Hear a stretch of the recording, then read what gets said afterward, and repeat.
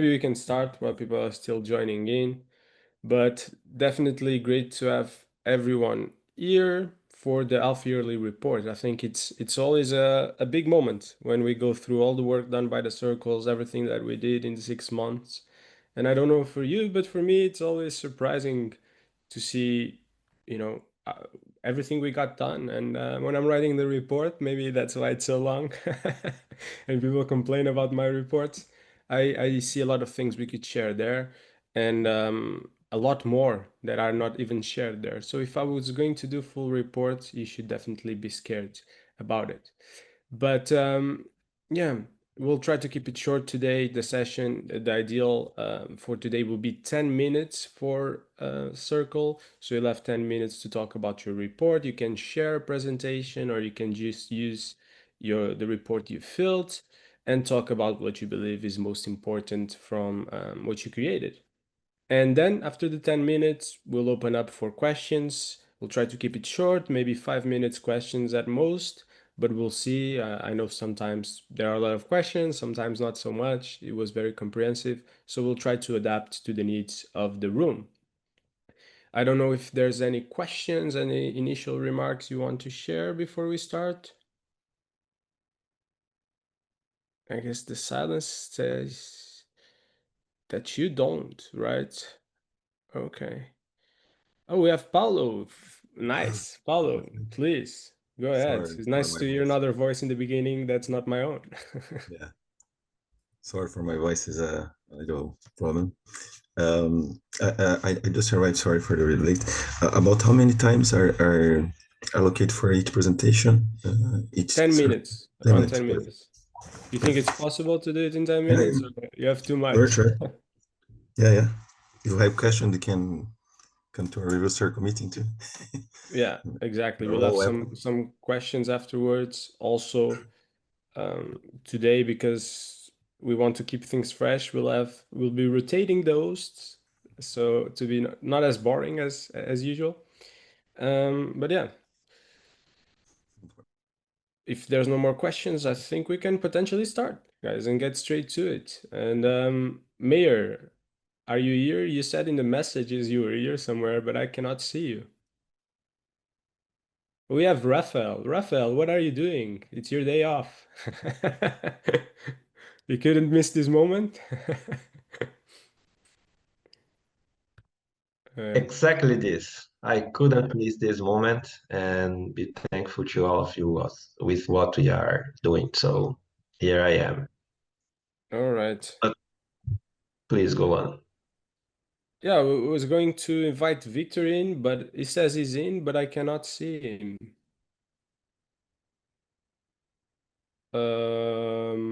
Victor was going to start with a little introduction, with a little general overview. He was the guy who did all this, who aggregated all the data for all the hubs. So he's the man with the information, and he was going to go through the whole program in a general overview to start.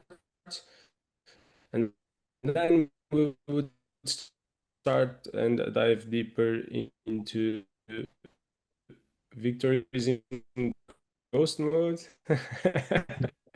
Does that exist? I know that exists now on Twitter.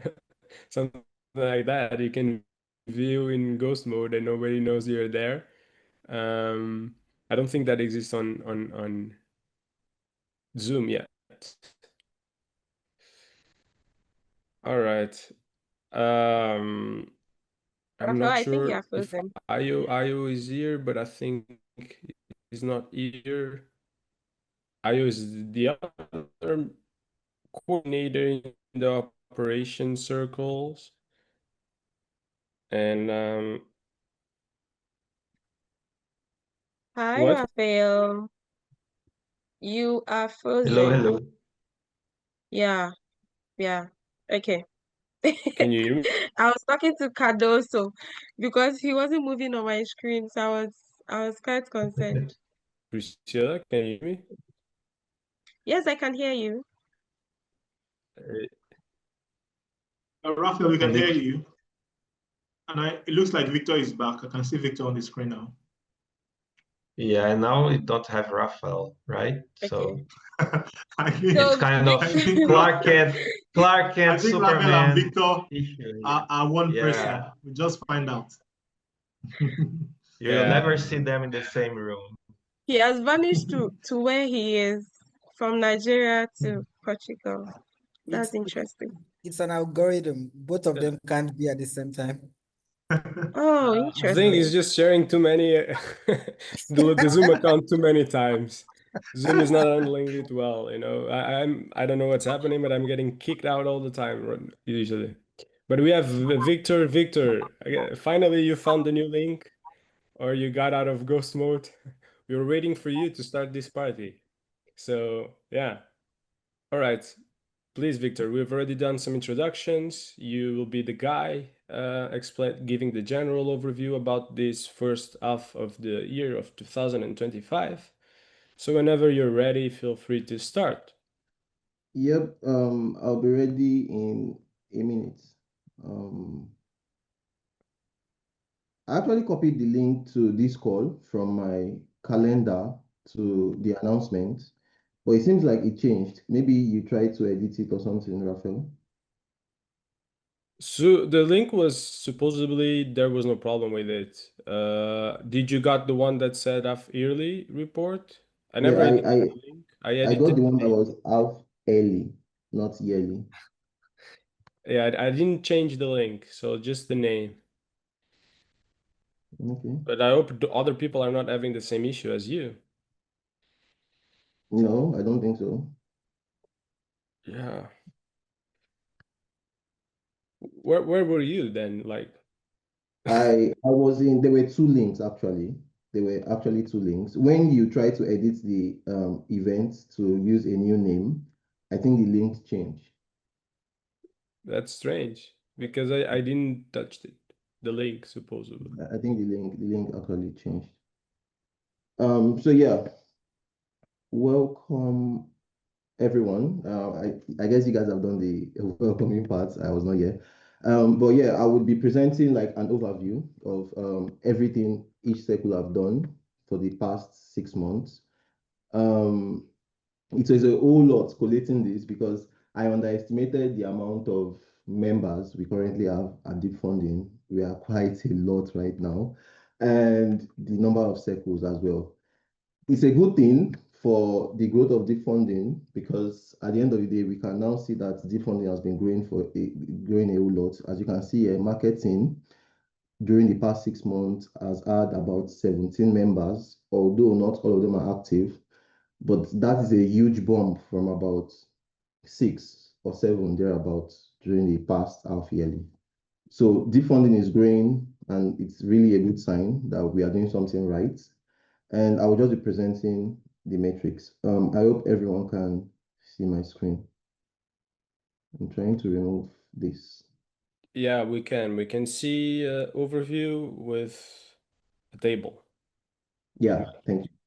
So here is like the overview of every members in the circle from the TP you have in January, and then the amount, TP February amount, TP March amount, and on and on and on. And then there is the circles over here, circle column over here, marketing, focus group, review, operations, events, data analytics, documentation, blah, blah, blah.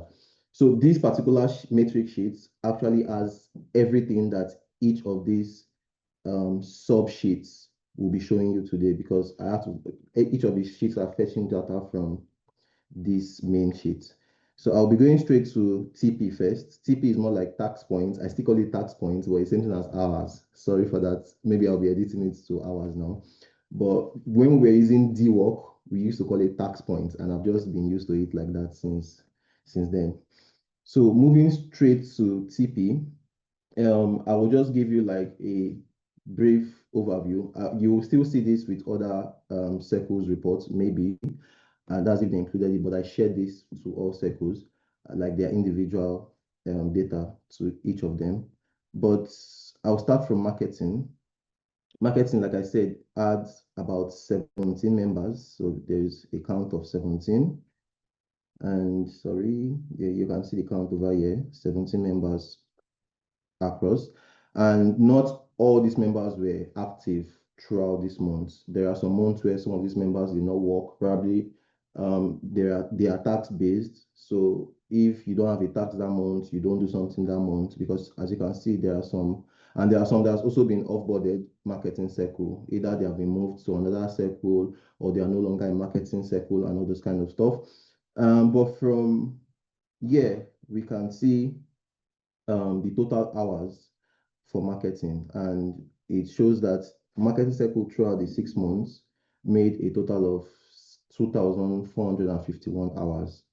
So if we should put this into perspective, let's say we have 52 weeks in a month, 52 weeks in a year, and half year is about 26. I'm using my calculator right now.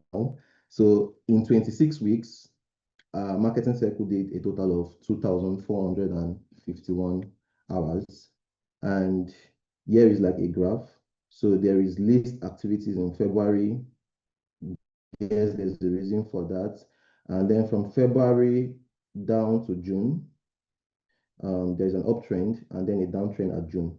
I don't know if this downtrend is due to members leaving for in real life activities, or it's due to decrease in marketing activities. I really don't know. Probably they'll be explaining that to us when they are doing their reports themselves.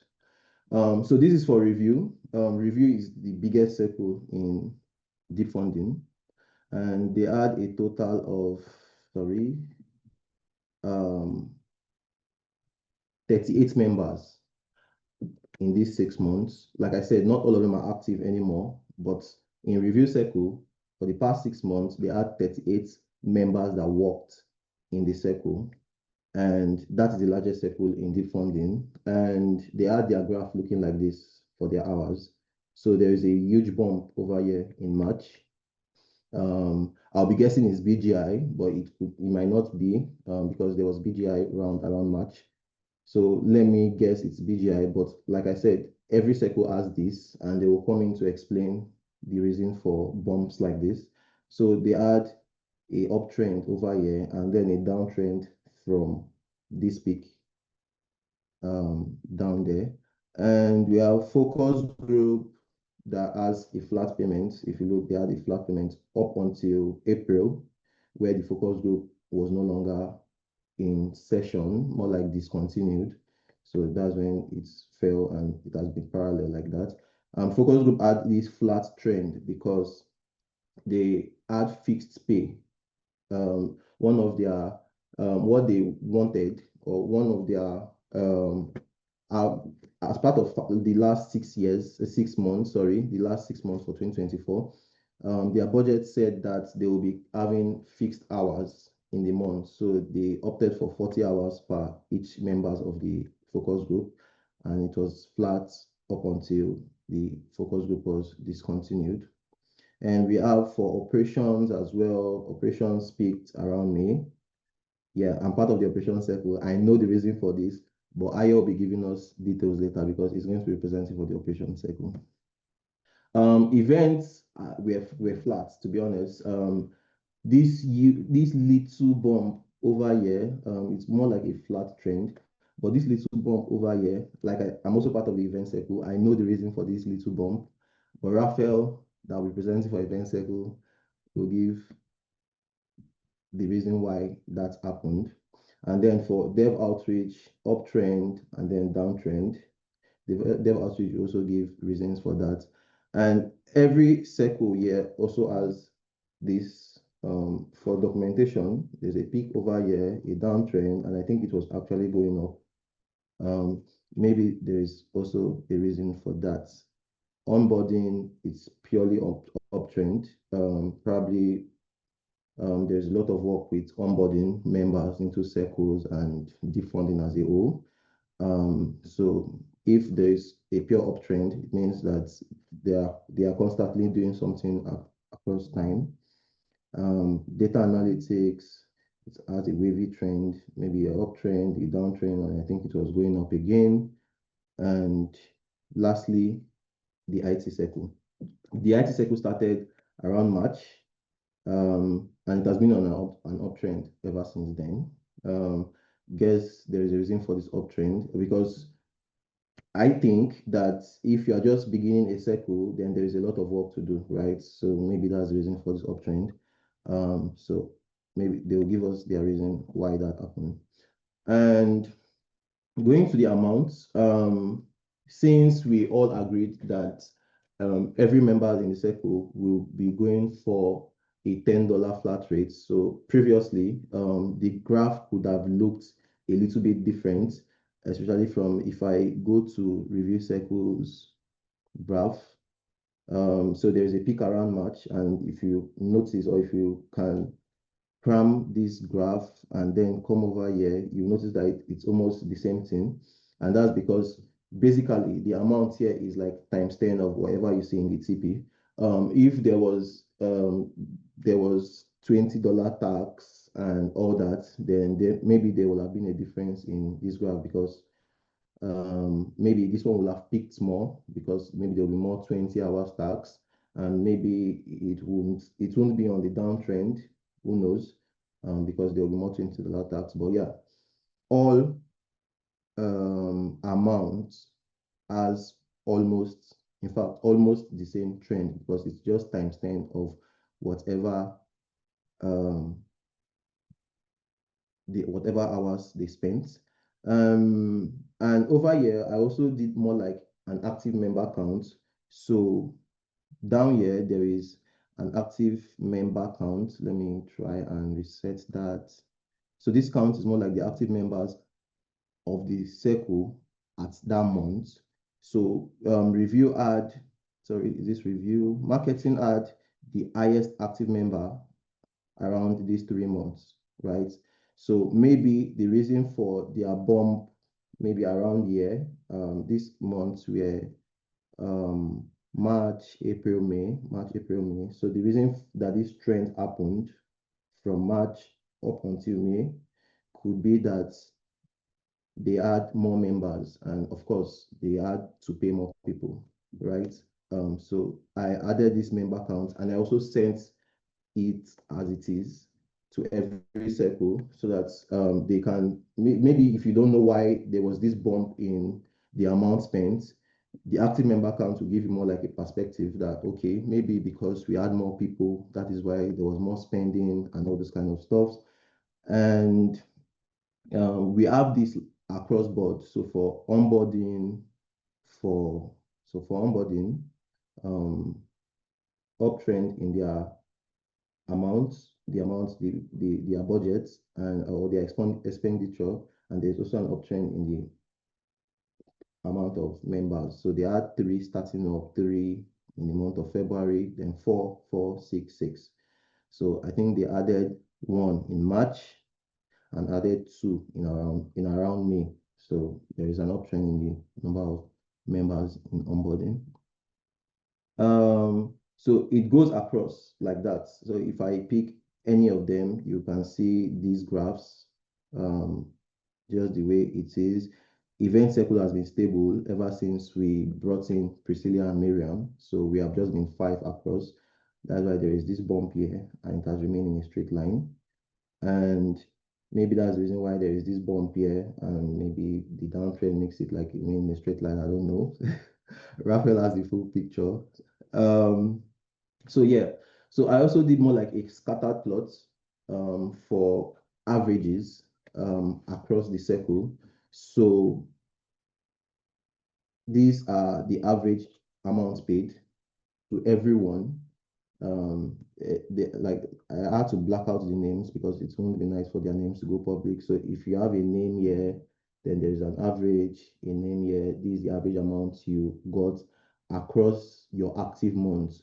So if your total amount is 990, then it's divided by 4, because it should be 6, but these 2 months you were not, this person was not active, so it will be divided by 4. So the formula was around average if it was greater or lesser than 0, so something like that. That's how I use and get this average.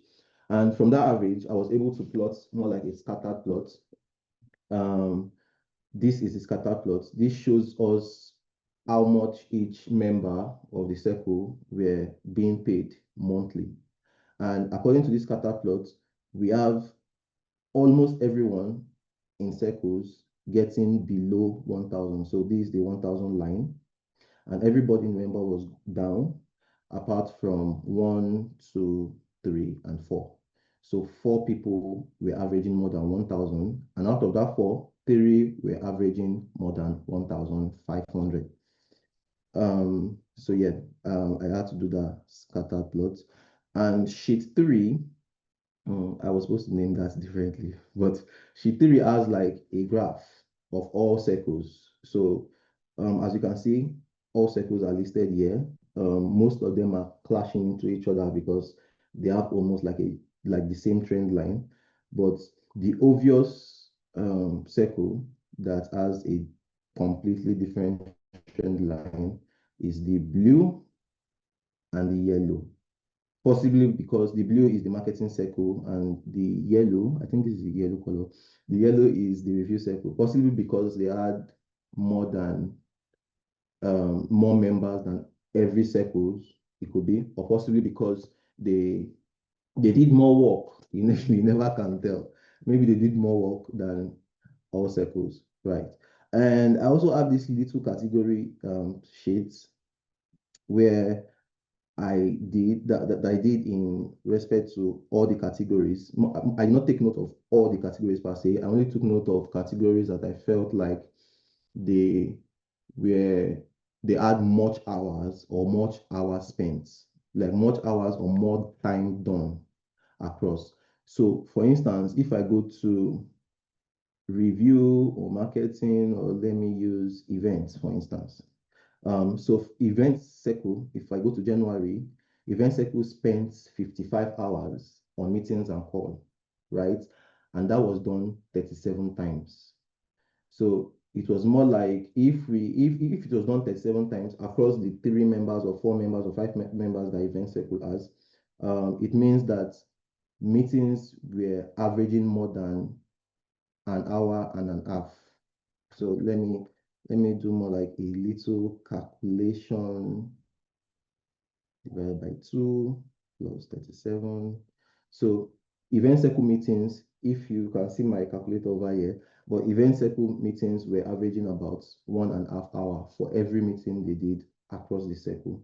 So same goes to async communication. I think every async communication was about 2 hours, then documentation and support and coordination. These are the 4 categories I picked for the event circle, and you can see it for February, you can see it for March, with their graph, of course, changing as well. And you can see it for April, and I can leave event circle and go to operations. So for April, operations spent a total of 17 hours on meeting. We do more of async communication, to be honest, in operations. If we go to February, 33 hours, January, 9 hours. So in the whole of January, we actually did 9 hours of meeting in operations, like 9 hours across all members in the circle. So that's very small, actually. We do a lot of async communication. You guys need to see my DM with Rojo. There's a lot of async communication going over there. So in operation, we do less meetings. I think in May, the meeting hour bumped because we onboarded new people. Like I said, I don't want to go into details, and Ayo will be giving those details for operations. I just used operational example because I actually have an idea why things like this happened. And yeah, categories like this across all circles. This table is fetching its data from year. So if you look, all year as analytics circle, their months, their categories, the time spent, the amount of time it was done. This was data analysis, dev outreach, onboarding, IT circle, and on and on and on. But scrolling through that table could be a serious work. So you could just come here and pick. I don't know how public this sheet will go. I never can tell, but maybe there'll be a lot of it from the half-yearly blog that Rafael Presa will be writing. Yeah, there was a half-yearly blog the last time, so I expect that it should be this time. So you will probably see most of this in the blogs. And I also sent this to all circles to make their reports, and they'll be presenting their reports, and they may take this into consideration or no. I have not seen every circle's report. So basically, that is everything we have as the overview. I think I've spent much time talking, but yeah, that is everything we have on overview. There are other metrics that Edwin will be talking about. So I'll just hand over the floor to him. Yeah, thank you, Mayor. Let me, I need permissions to be able to share my screen. But I've dropped the link to what I'll be sharing. Wait.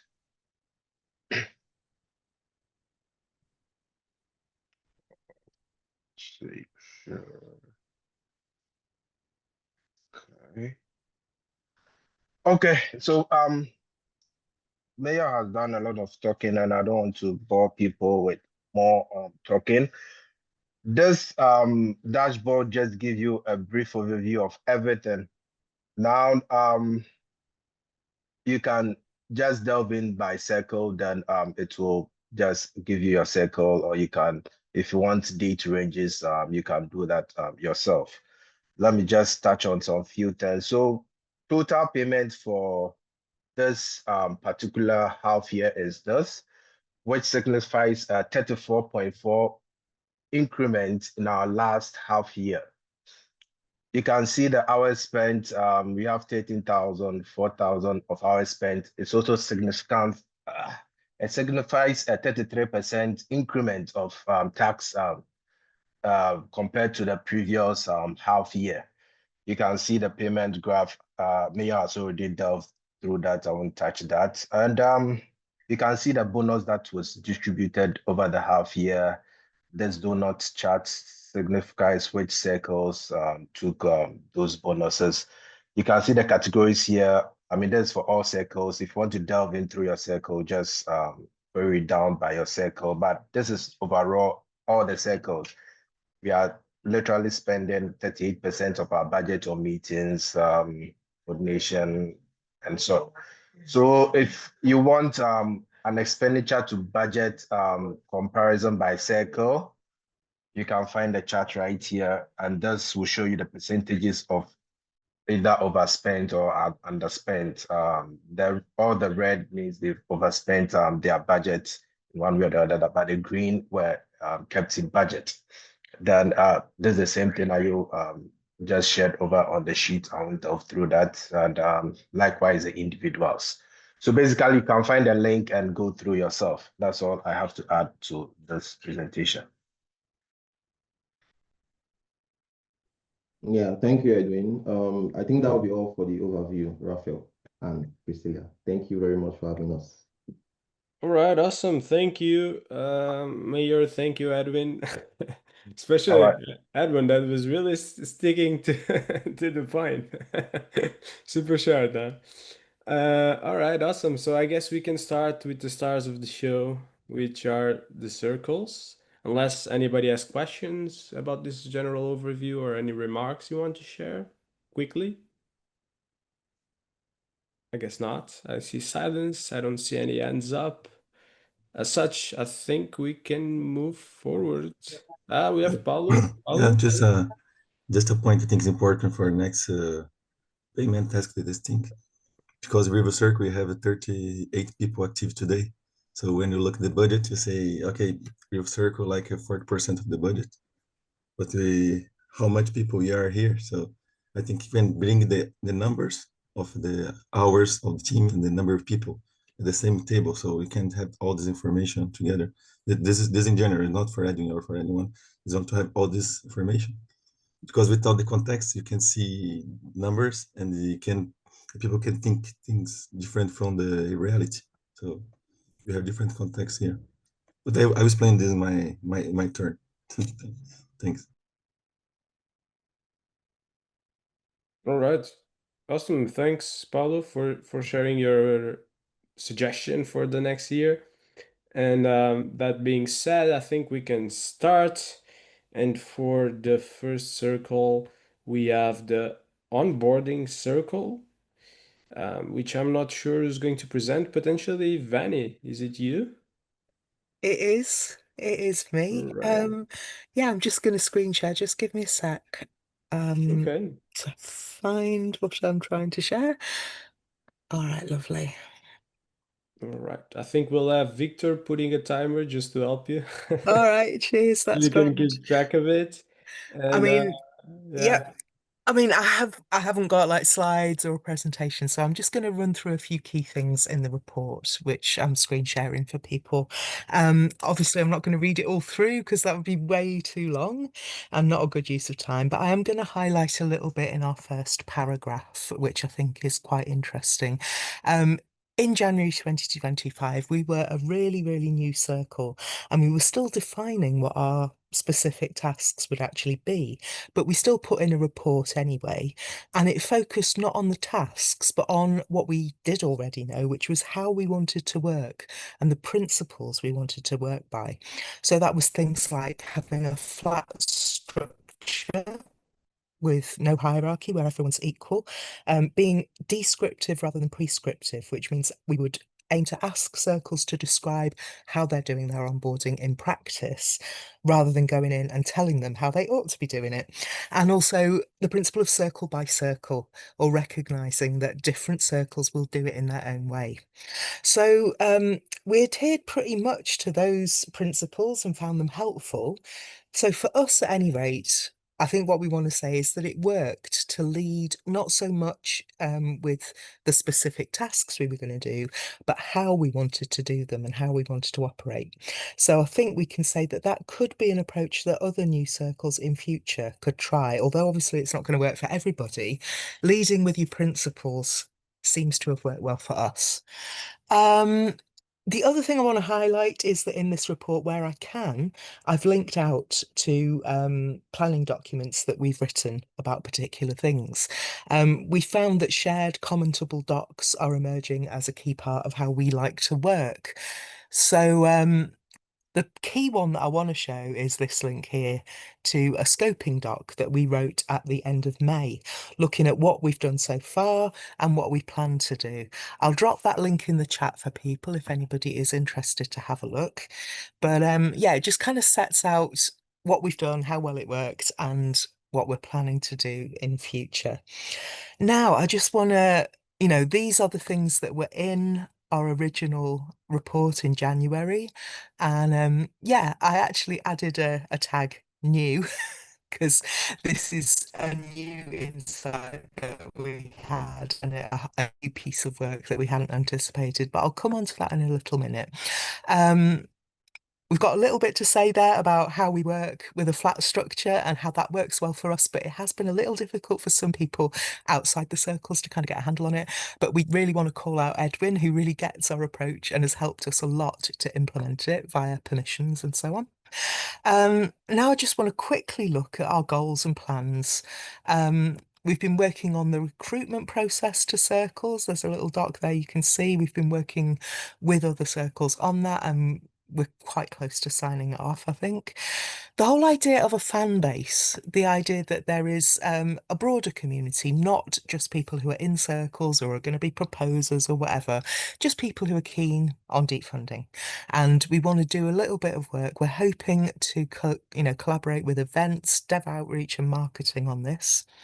And we're aiming to be also analysing some onboarding data. We're looking now at what data we want to collect, and we're hoping to work with Data Analytics Circle on keeping an eye on how our onboarding is going overall.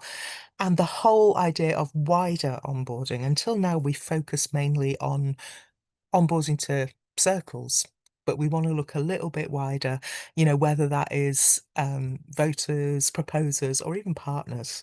And we've got a little doc there that we started thinking there about what a partner who creates a partner RFP might need to consider.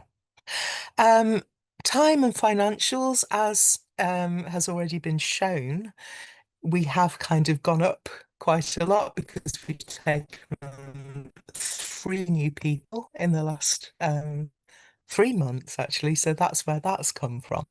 And also, you know, we've been establishing the work that we actually want to do and kind of building up to, you know, where we want to be.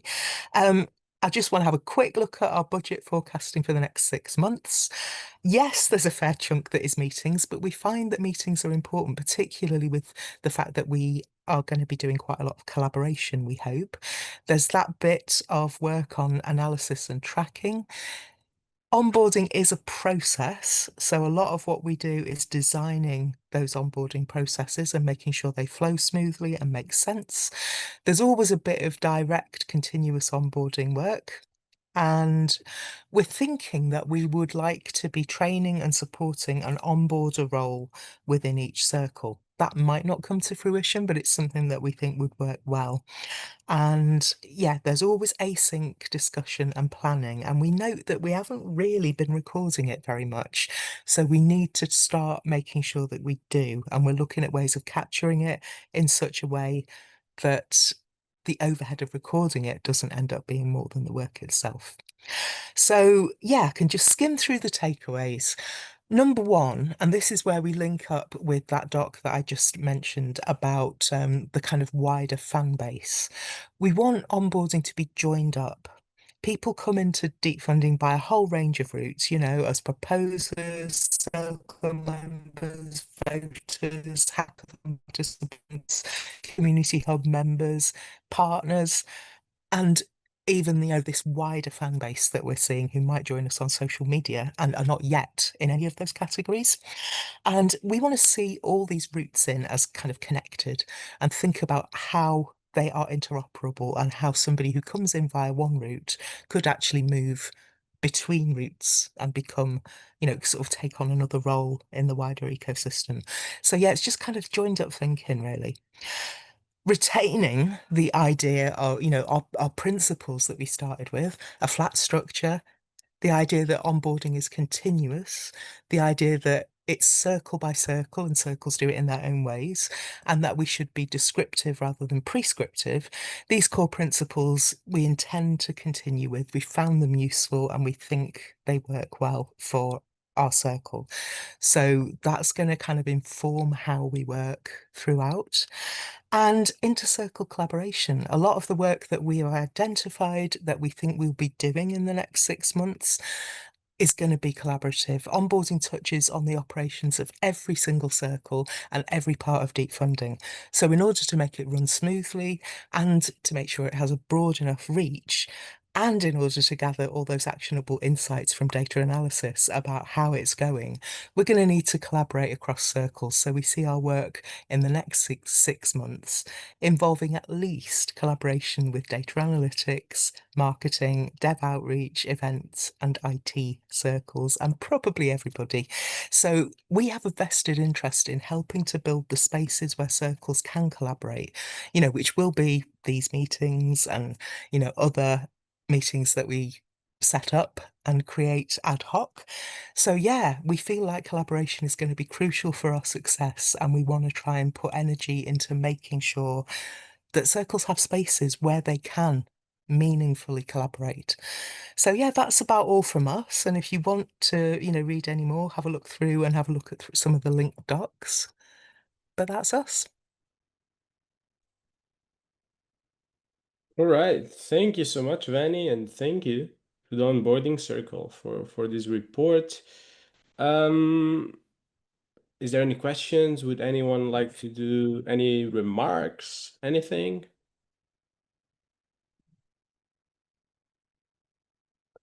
Everyone seems very silent, very calm. So I guess that's a no. Well, huge thank you, Vanny. I guess you did a great work, very comprehensive. And people also have the report. And then if you have questions, you can always go to Mattermost and just shoot a DM to any of the members of the onboarding circle. Well, with that being said, let's move forward. Mayor, prepare to restart the the timer. And now I guess it's the turn of the events circle.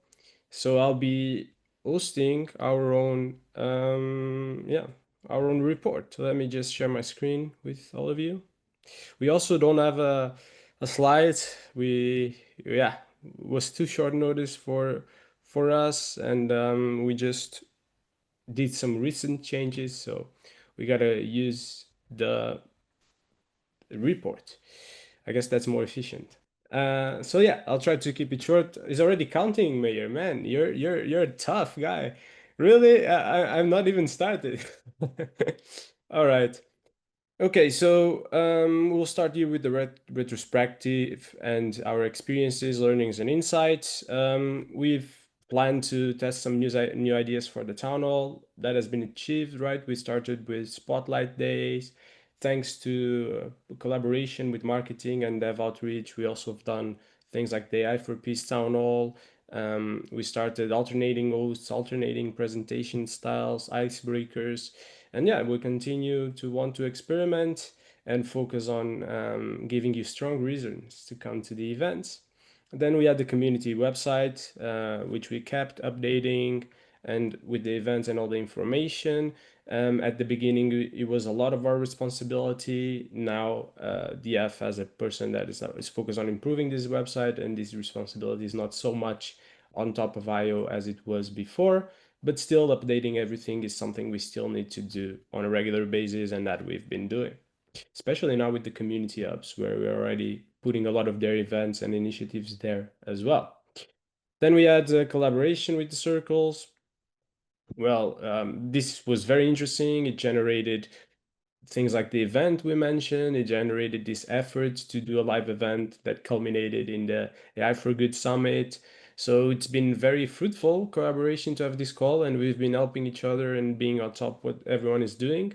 As such, this is definitely something that we want to continue.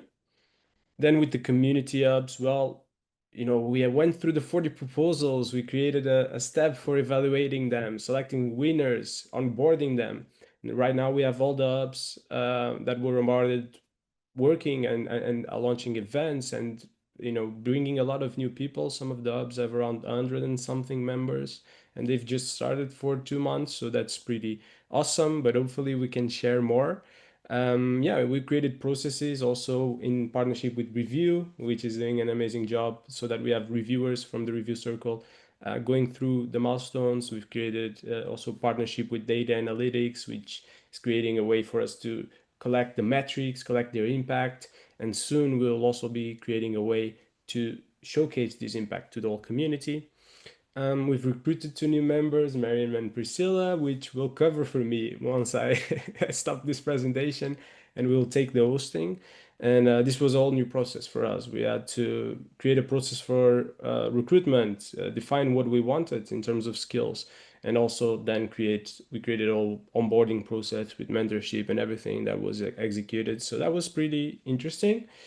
Finally, we also collaborated a little bit with research on live events, trying to create some procedures and participating in the initial stages of AI for Good. And then, of course, in later stages with IO, representing the event circle.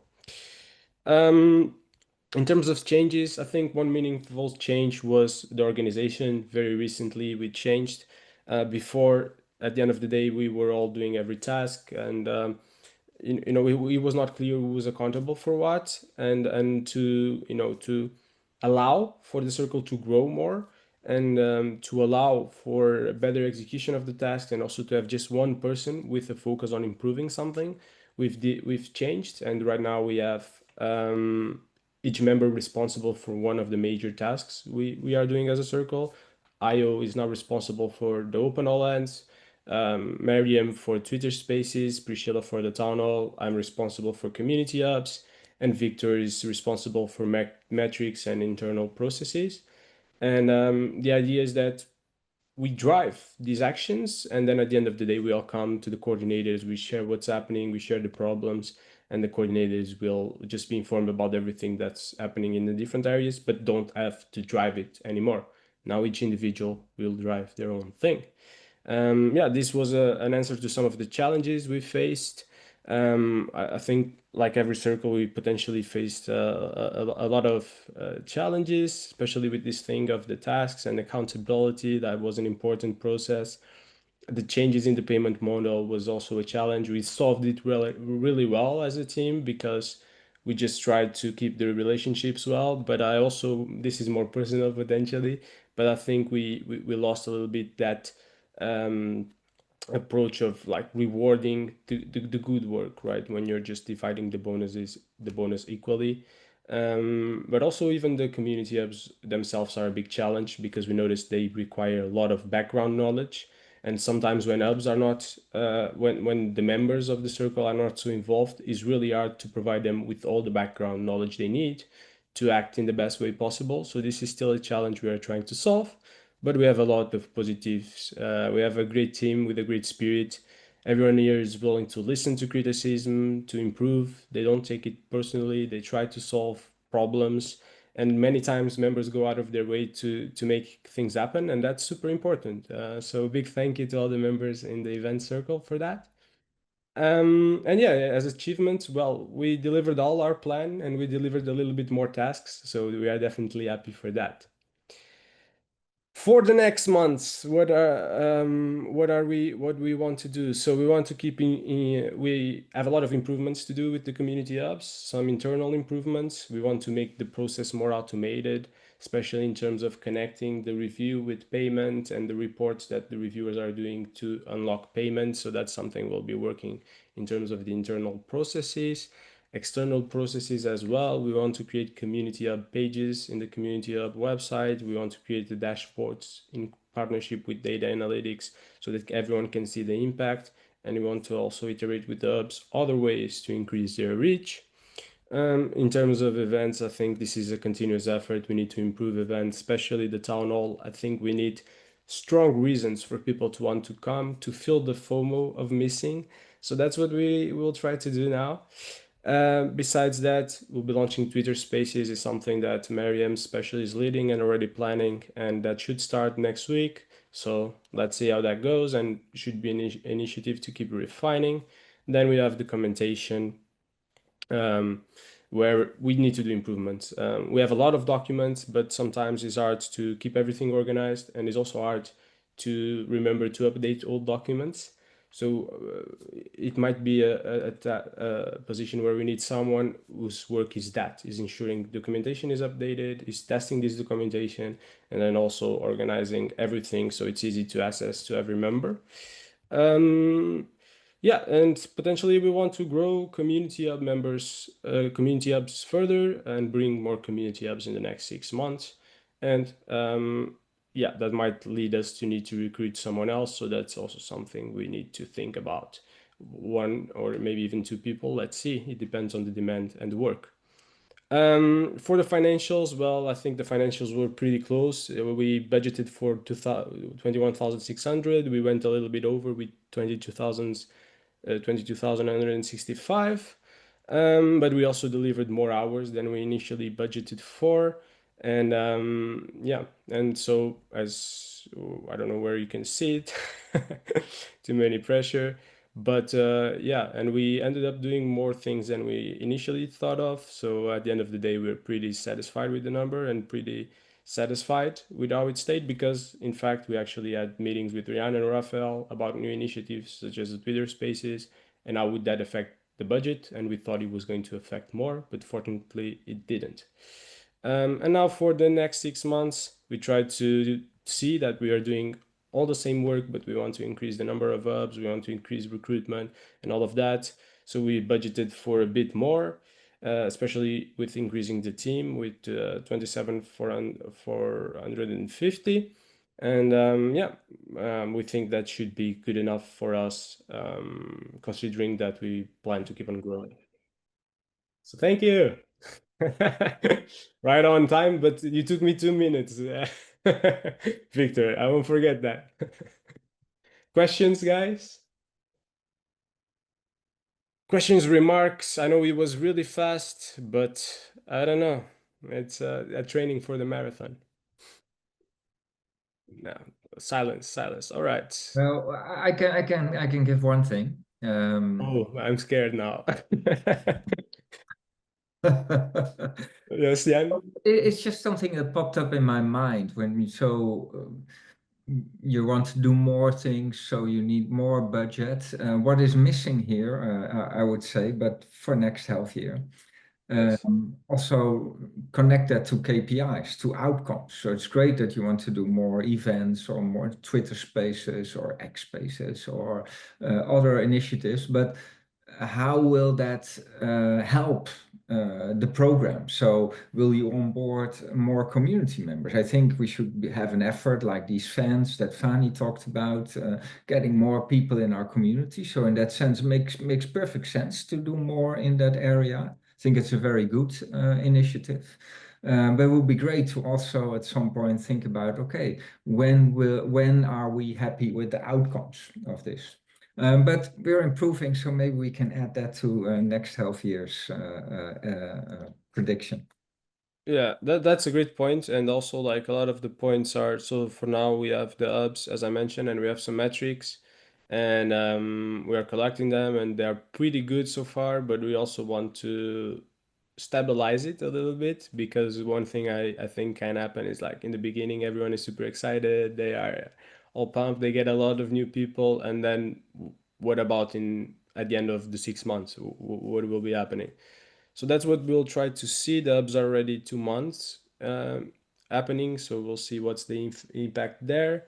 Yeah, in terms of us, we're collecting metrics with the events, but definitely good feedback to put that in the report as well. Just need to find a way to put it and keep it short. That's the challenge. Great work. But you're right. Thank you so much for the comment, Jan. I don't know if we have any more comments. If we don't, I guess I'll change with the next host. I'll trade. I think it's Miriam, right? Miriam, will you take it over? Yes, I am taking over. Thank you, Rafael. All right. Hi, everyone. Bye-bye. Bye, Rafael. Okay, so moving on to the data analytics circle. Who is presenting for them, please?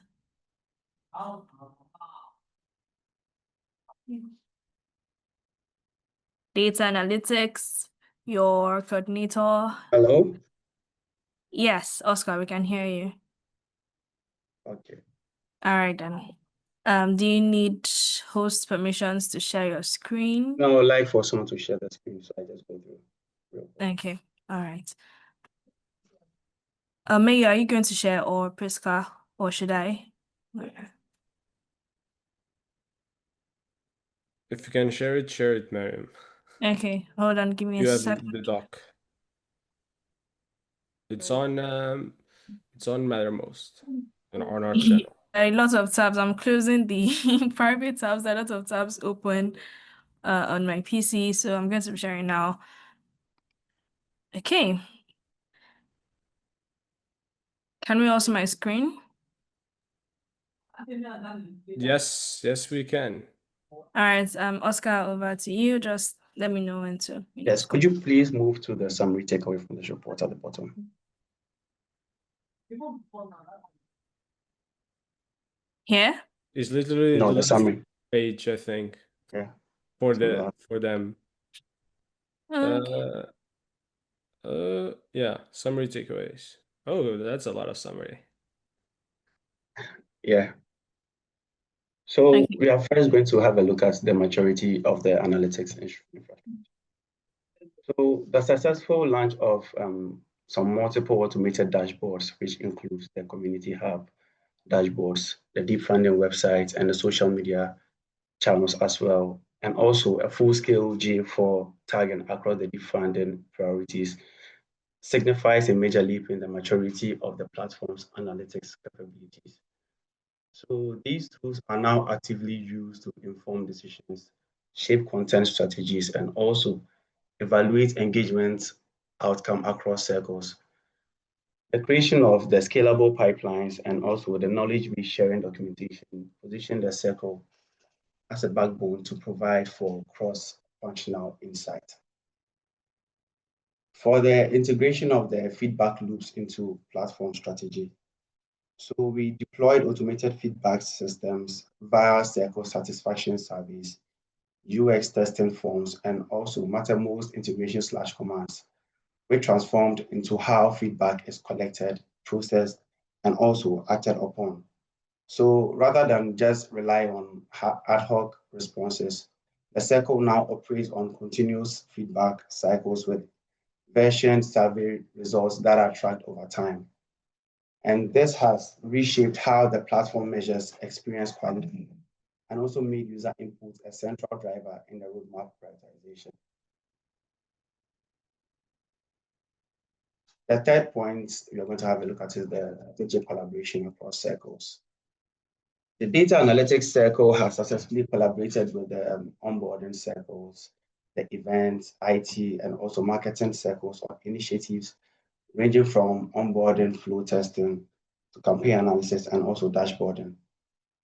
This partnership has shown that analytics isn't just a back office function. It's a multiplier for every circle as well. So with the shared target, performance metrics, and also the engagement report has led to a faster and a more aligned decision-making. So we introduced a predictive and a prescriptive analysis, mainly for the marketing circle. So now shifting from the descriptive analysis, that is what happened, to the predictive and prescriptive analysis, like what will happen and what should happen, has marked a turning point for the circle. The introduction of engagement forecasting, sentiment modeling, and voter behavior simulations represent the platform's growing maturity. So these models will support future decision-making, optimize campaign planning, and also guide governance innovation at scale. The last but not least point is the birth of the LLM strategy assistant for the marketing circle. So the plan is to build a fine-tuned LLM model that helps the marketing circle generate higher performing content in a bold step towards the AI native collaboration between circles. So by leveraging the historical data, campaign outcomes, and also community feedbacks, the circle aims to equip non-technical contributors with advanced automated insights.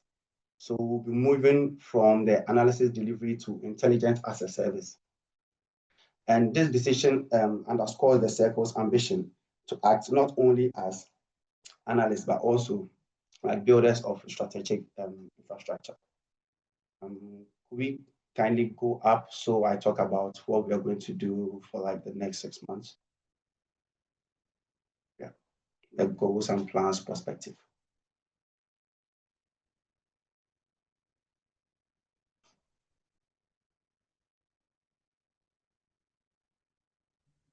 Miriam, one C, one C, one C. One C. Yes. One C. Okay. I don't think. Yeah, this is it. What I have here. It's different from what I have here. Oh, interesting. Oh, hold on. Sorry. Yeah. Oh. A lot. Okay, yeah, that's it. Thank you. Okay, so the first outlook we'll be looking at is the predictive engagement modeling. So as I mentioned earlier, the plan will be to develop a predictive modeling using the historical engagement data. Yes. The second point we'll be looking at is to complete the community hub KPI dashboards. So we are going to roll out an automated dashboard real-time updates for regional hubs. So these dashboards will track core KPIs such as active members, proposal submissions, event attendance, and discussion volume, which will help regional leads measure their growth and engagement success. We're also going to enhance segmentation and personalization. So we are going to refine and expand user segmentation logic using GA4 and internal tagging. Categories will include the Ajax holders, FaceTime users, proposal reviewers, RFP visitors, and also contributors. So we'll use these insights from these segments to inform tailored content, onboard journeys, and also enhance community messaging. For the voting system expansion, so we are going to conclude on the quadratic voting, graded voting, and also the pairwise method evaluations, and recommend the most transparent and also robust voting approach. So we plan to prototype a front-end interface where users can see how the reputation affects outcome, which will help to demystify governance. For the strategic campaign and funnel reporting, so we are going to develop a unified funnel and also campaign performance dashboard across Telegram, Twitter, LinkedIn, and also the DeepFunding website as well. So this will assess how traffic source, quality, retention, and also the conversion towards proposal submission or voting participation happens. We are going to also implement a full Google Analytics implementation on the community.deepfunding.ai website. So we are going to finalize the events tagging on the community site with detailed tracking of member actions like joining, commenting, and also navigating between hubs. So the data will further empower us for like future engagement scoring and also influence decisions around the content. And also, if there are any UI restructuring that needs done, we have that as well. And finally, with the usability testing systemization, so we are going to standardize usability testing by launching a repeatable survey feedback interview cycle. So we'll introduce metrics such as time to action, friction point flows, and also UX effectiveness scores. And also the results will be shared across IT and onboarding circles and other circles too as well. Thank you. Any questions?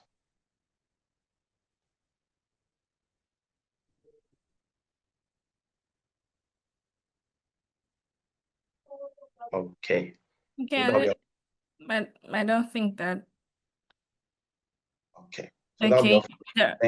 Jan has a question. Jan, please go ahead. Yeah, Ubio asked the same thing, I think, in the panel. It's about that LLM. I was really surprised to hear about that, and I was wondering if there's a relationship with LLM-based work that is done in the lab.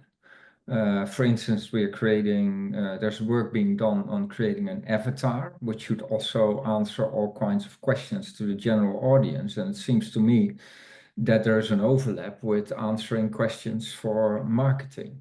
So how should I see that, Oscar? Okay, so the LLM is mainly for just the marketing circle. We are building for just the marketing circle to further improve decision making. That is the main point of.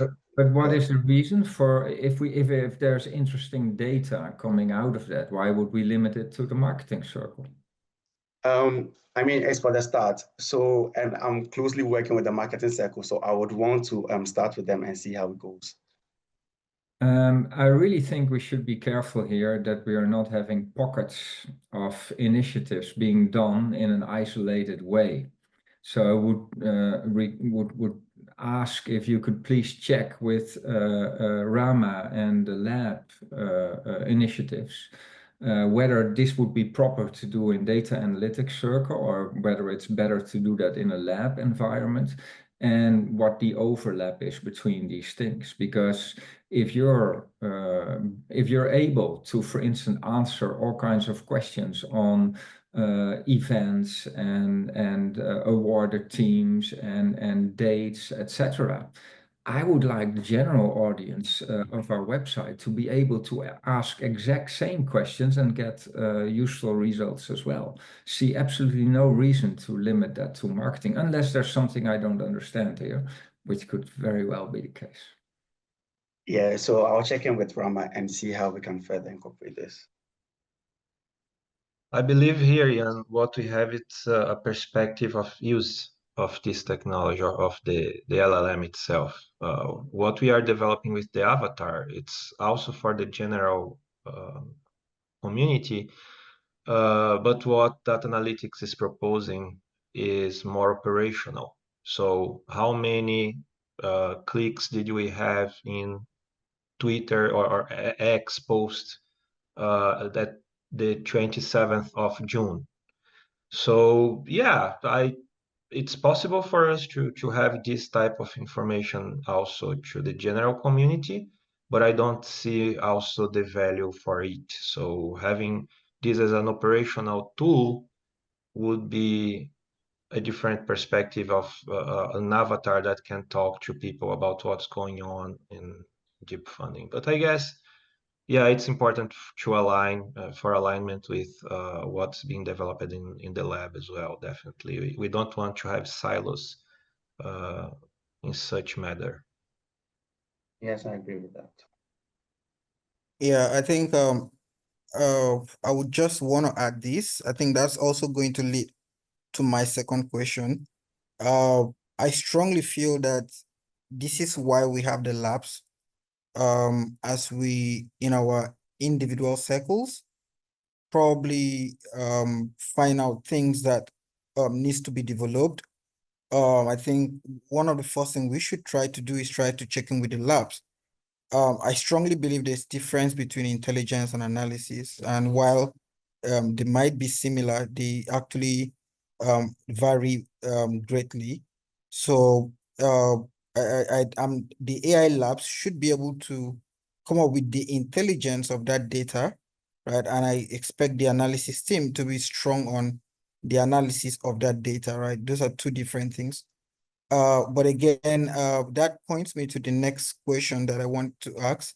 I would want to know what the composite of the theme is, especially as I've had some plans that cut across different fields. I've seen things that needs a UX designer, a UI UX person to be in that team. I've had things that you guys are doing that also need some level of someone with a strong front end.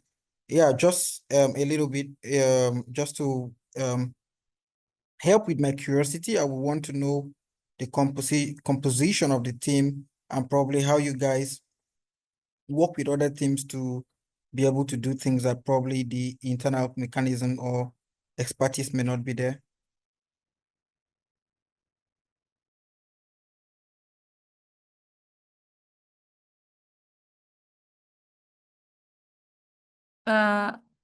Oscar, are you there? Yes, I'm here. Okay. Wait, hold on. Was there a question? Because I thought he was just making a suggestion or something. Yeah, I think that led to my second question. The question is, what is the composite of the team? What's the composition of the team in the data analysis? Because I know I've had some of your plans, and some of those plans would need someone that is strong in UI UX. Some of the plans would need someone that is strong, that is also in the team, that is strong with front end and all of that. So I think that just somehow made me ask the question in my head, which I think I should say it loud. What are the composites of the team, and to give us the confidence that all of this will be done? Okay, so a composite of a strong visualization experts. Also, we are working on someone, I think, with the voting analysis too as well. That's what we are also strongly working on. We also specialize in data cleaning, data collection too as well, and also analyzing the data, taking insights from that data, and also trying to come out with predictions from that data too as well. Yes, so mainly that is what it's about.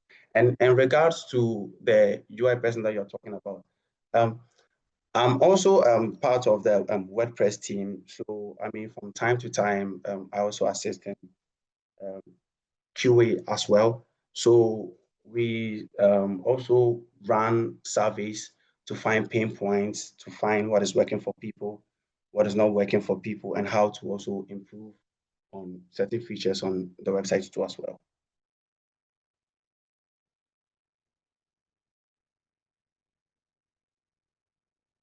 Okay, thank you, Oscar. Ubio, I hope that has been cleared. All right, then. Thank you, data analytics. Okay, so we are moving on to another technical circle, the IT circle. Everybody's favorite circle of of the month, I guess, due to open projects and integration. So IT Circle, who would be presenting, or I'll be me. Can you present, can you just show me, present for me so that I just. all right.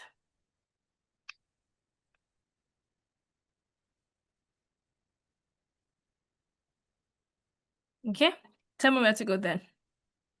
All right. Okay, so for the IT circle, basically, we are fairly a new circle. I think fairly 2 months old. But in our early stages, we did three core things. That was we looked at different platforms. That's the tax management platform. That's our emailing system, our drive systems.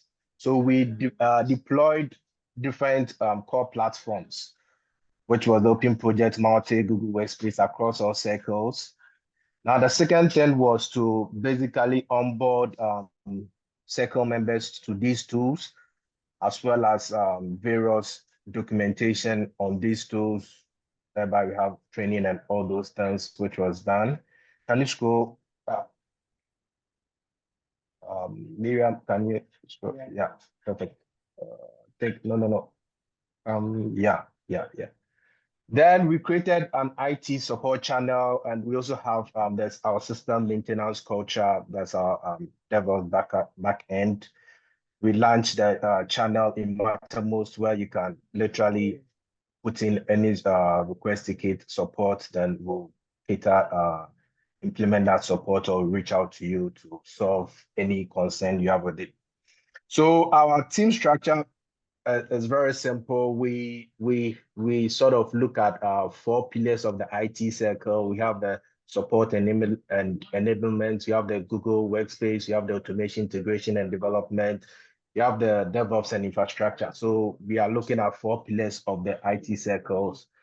We have weekly meetings to align and prioritize our goals. And challenges we faced over the few months we've been in operations, a little hesitant of, I call it change management with regards to these various tools and adoption. But with training and onboarding materials, it's been quite smooth, though we have some few challenges here and there. Looking at our vision for the next 6 months, we want to expand what we call it. It was actually an initiative from Rafael and his team, a community tax board whereby we can literally put out tax that we need. Maybe we don't have the resources or the human resources to cater for it. You can put it out to the community to cater for it. That will be in deployment over the course of the month, in the next 6 months. We plan on expanding different automations across board. In terms of the support, in terms of different tools. We plan on growing our technical team. Maybe if we lack some certain skills in areas, we like to bring people on board for the range services that we offer. We plan on optimizing the workspace, the governance, file permissions, and all those kind of stuff. We also plan on continuing our support to circle members, since we are literally the backbone of most of the circles, to support them in various ways and to see what we can make it very simple for them. Scroll down. Okay, so with regards to financials, we are a new circle. We didn't know how our expenditure will go, but looking at the way the work is stationed and the trend that we are flowing, we request for the next half year, we request a budget of 10K, and we justify it with these our automation expansion, the community tax board, our growth in the technical team that will be expanding, also various monitoring and system maintenance. Yeah, I think I'm done. Scroll. Yeah, yeah, basically. Yeah, any questions?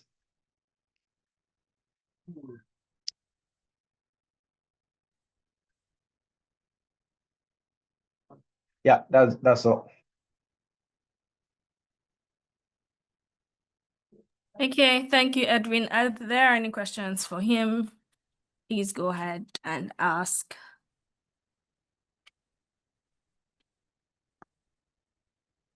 I think Vani asked a question in chats. Can you Okay. check it out? Okay. Oh no, that was actually for data Oh, analytics. no, this is for We've moved data on. analytics. We've moved on. All right. Okay, so since there are no questions for Edwin, I think Priska, you're up next.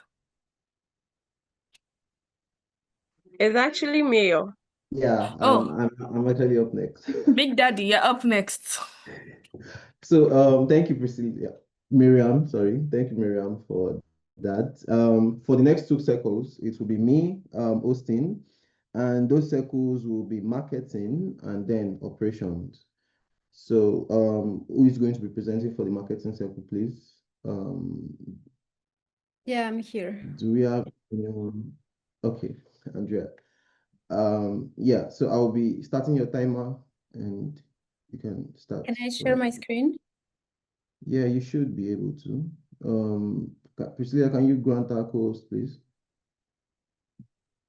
Yes. Yeah. It's my turn, right? Yeah. Okay. So okay, here we have the goals and plans in retrospective. So I took some of the information from the past report and just like really quick, the second half was a period of strategic growth, collaboration, and important learning for the marketing circle. They participated in the Cardano Summit with Rafael Cardoso in his proposal. We also worked closely with the website, UX, and design teams to improve the DeepFunding homepage. That allowed to enhance the user experience, having more content clarity and visual branding. Another major effort was promoting the first online hackathon organized by the Dev Outreach. It was the first one, and we led awareness campaigns and encouraged participation. We also have some managing on social media announcements. We were able to upload town halls and all hands. And then the events circle took over regarding recording the town halls and open all hands. So despite the absence of funding rounds during this time, we saw steady growth and engagement across our platforms, LinkedIn, X, Telegram, Discord, and YouTube. Internally, we began onboarding new members to Marketing Circle in June. So originally, we had 5 members that decreased in number to 3 by December. But then, successfully, we onboarded, I have the numbers here, 10 more. And then, well, we also took part in the 3 Circles initiative alongside the Dev Outreach and Events Circle, holding regular meetings to coordinate overlapping responsibilities such as community engagement, member onboarding, live and online events, and RFP creation. It's also important to mention that one of the most challenging moments came with the planning of the Circles event in Istanbul. After months of preparation in June, July, and August, we made the difficult but necessary decision to cancel the event due to a lack of enthusiasm and commitment. This is just a quick overview of what happened in the last 6 months of 2024. So regarding the hackathon promotion, it's important to mention that we achieved 34 registrations from diverse range of countries, and you can see the countries here. Well, so in June, the original 5 members decreased to 3. By December, we successfully onboarded 10 new contributors, bringing the team to 13. And well, this is something we are still doing, continuously updating the community on what is happening. One of the challenges set on the last 6 months was to grow the channels, but we weren't able to obtain the information. I think that's the reason Oscar wants to build an LLMM. But the information we have up to today is that by the 30th of May, these are the numbers on Twitter, Telegram, and LinkedIn. So we will have a better analysis later, probably, regarding these 6 months. So it's June and to December. And this is the present. So one of the biggest lessons for the marketing circle in the second half of 2024 was the importance of increasing both the number of members and the level of participation. As everyone here noticed in the other document that Victor was sharing, the level of engagement and participation was really low, and up to today we have more engagement and more participation. So that's the reason for many things that I'm going to talk about later. As of today, we have 12 active members who contribute regularly. This improvement is largely due to clearer communication, better support systems, and well-defined goals, which have significantly increased collaboration across the team. Okay, so to strengthen our structure, we created 2 new sub-teams. One is the content strategy team, and then we have also the internal communications team. This is a new insight that we wanted to present today, because we are only 3 members in the internal communications. We decided it was important to create a team because we weren't paying too much attention to it, or we haven't had enough time to work on specifically the internal communications. So that's the reason we created this team. Both teams meet weekly to align priorities and create tasks, aiming to achieve our monthly goals. I don't know if I'm gonna have enough time to go through all of this. What else is important? So we started building a target audience document, which is some sort of the base for our content strategy. These 2 documents were reviewed by 7 members who are actually part of the strategy team. And it also helped us to create the content strategy calendar. This is a spreadsheet where we keep track of active, pending, and completed tasks. And it's been really, really helpful for everyone, because it allows at least 5 members who are accountable for this document to keep track of how things are going and to follow up with pending tasks and with pending posts. And also it helps us to have a more transparent processes in the marketing circle. Well, in terms of communication, we learned the importance of clarity and responsiveness. While most coordination happens to text, we recognize that written communication is not always sufficient. Sometimes we need to jump on short calls to align better. And I think that's also another important fact of becoming a stronger team, and also to become more active and engaged. Okay, so we have 12 active members. 7 out of 12 are part of the strategy team. 3 are leading the development of internal communication and strategies and campaigns, and 5 are tracking task progress and completion. Okay, let me go further. So let's go to the future because I only have 1 minute. Let me go through this. Okay, so one of our goals for the next 6 months, if I'm correct, yeah, is to unify a brand presence and messaging consistency. So it is important to us to strengthen DeepFunding's brand presence by ensuring message alignment across all social media platforms. This involves implementing a unified content strategy that we are already working on, and it's the document I mentioned before. And that is gonna allow us to have more consistent narrative and message across the channels. We also have the social media growth and engagement and retention, which is also part of our main goals. Yeah, I know my time is up, but I have so much to tell. What should I do?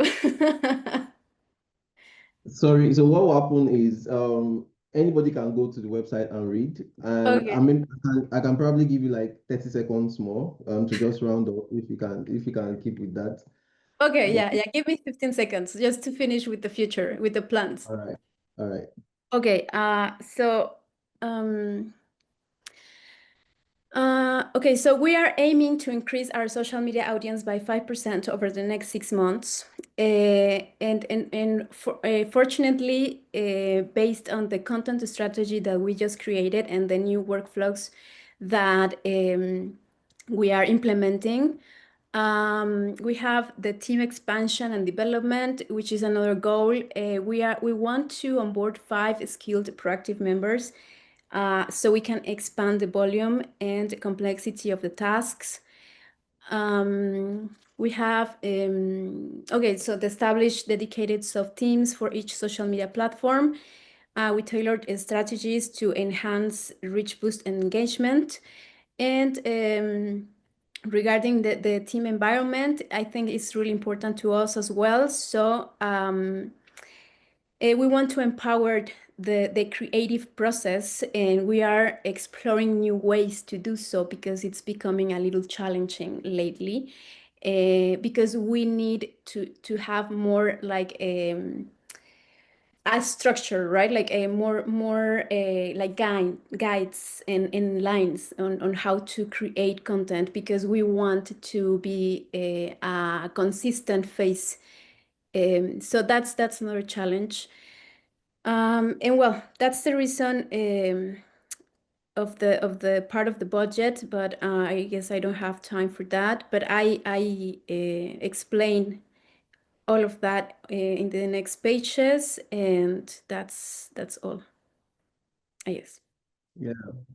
Thank you, Andrea. Market circle is one of the circles that I probably don't talk to. I don't know. I don't connect with anyone over there. So it's very interesting seeing all this from marketing. I didn't know that a lot goes on in there. Yeah, Jan, your hands are up. Yeah, a great update. Thank you very much, Andrea. I saw that you actually had a KPI and an outcome for next year based on growth of social media channel. And that makes you a little bit vulnerable in this case, because when I read correctly, you said you want to have 5% growth on social media. I think that's way too low.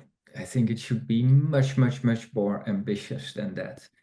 The way I look at it, we are building a foundation right now, and we haven't really started on outreach seriously. We're doing a number of things. We're starting with community hubs.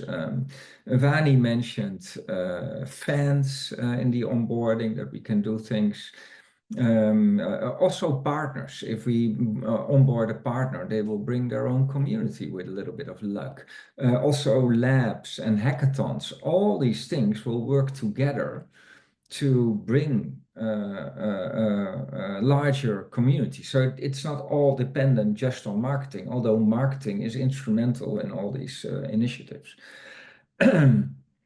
So I think we should improve our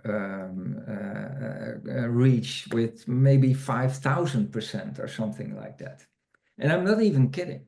I think half a year from now, I think we should see a huge increase if also things that are happening on ASI side, on SingularityNet side. So what is in my mind is we have to make sure that we have all our processes right, so that if we get this surge of people on board, that we can give them something to do, all our processes are there, and we won't be overwhelmed. So also, I just looked at just looking at Telegram, I think SingularityNet had something like 12,681 people on their Telegram. We have 800.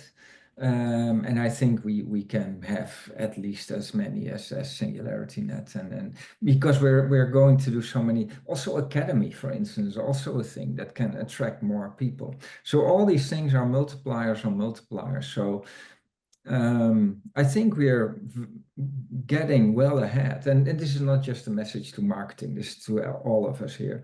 We're getting ahead with building a foundation. We should start going into the next gear of growth and trying to grow our community. One more thing important. You mentioned branding and brand message. Very good point. This also goes hand to hand with building a community. However, I'm not sure if this is common knowledge, but we are developing a new brand language, a new logo, also in line with Deep Initiatives, the new name. Well, we will continue to use DeepFunding, but we are now incorporated, and we're thinking about all these different websites that we might be launching and products. So our branding will also tie into that. So stay tuned for that. I hope in the next iteration. I only saw the results a week ago or something, the first results. So I hope in another week or 2 weeks we can also have marketing involved in that, and maybe others as well. So just to be aware that is in the pipeline. Okay, thank you, Jan. Yeah, maybe the percentage seems low because we weren't thinking of the other part, right? The events, the community, and all of that. It's just maybe the social media platforms that we were thinking about, and sometimes it gets really hard to get followers and likes and interactions. But I believe that our content strategy is going to work well. We're just setting this percentage because then we want to blow your minds, hopefully. But yeah. And it will be great to be in alignment with the new face and the branding. I think that's really important for marketing. Yes, thank you. Thank you, Vani. Yeah, thank you, Vani. Yeah, I was just gonna, whilst I really get Jan's point about, that 5% could be more, I just wondered, Andrea, what do you mean when you say 5% increase? Is that followers? Is it impressions when you make a post? Or is it actual meaningful interactions?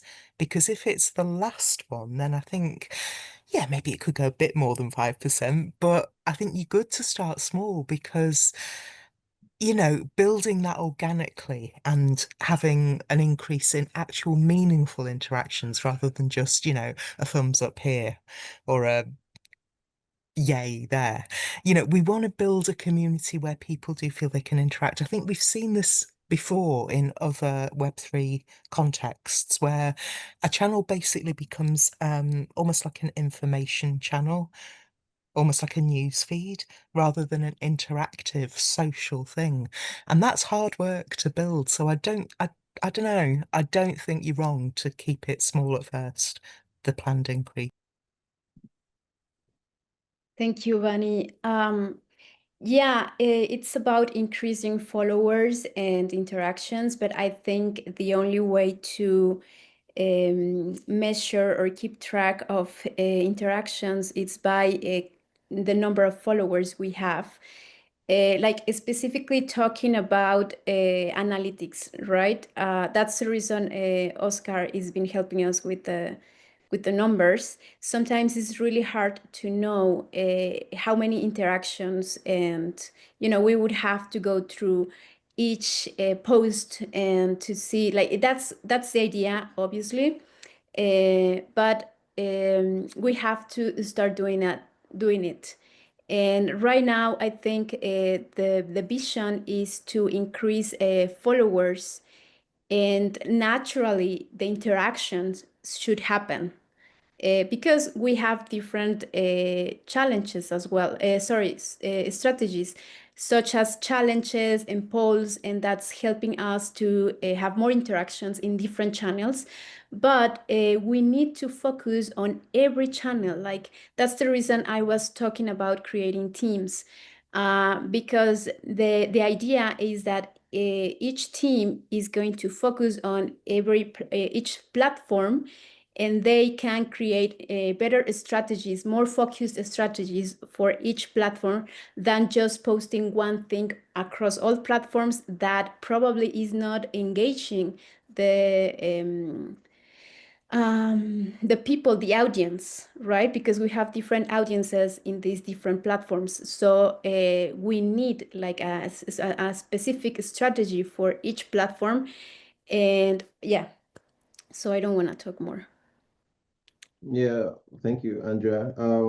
Abdul, I would have said I don't want to take your question because we are deep into time, but if it's short, please. If it's long, please make it shorter. Thank you very much. It's actually not a question, but I think Andrea has done justice to that. I just quickly want to say to the 5% concern, I want to say that it will be very smart enough for us to be very, very responsible in promising percentage and increment in our growth.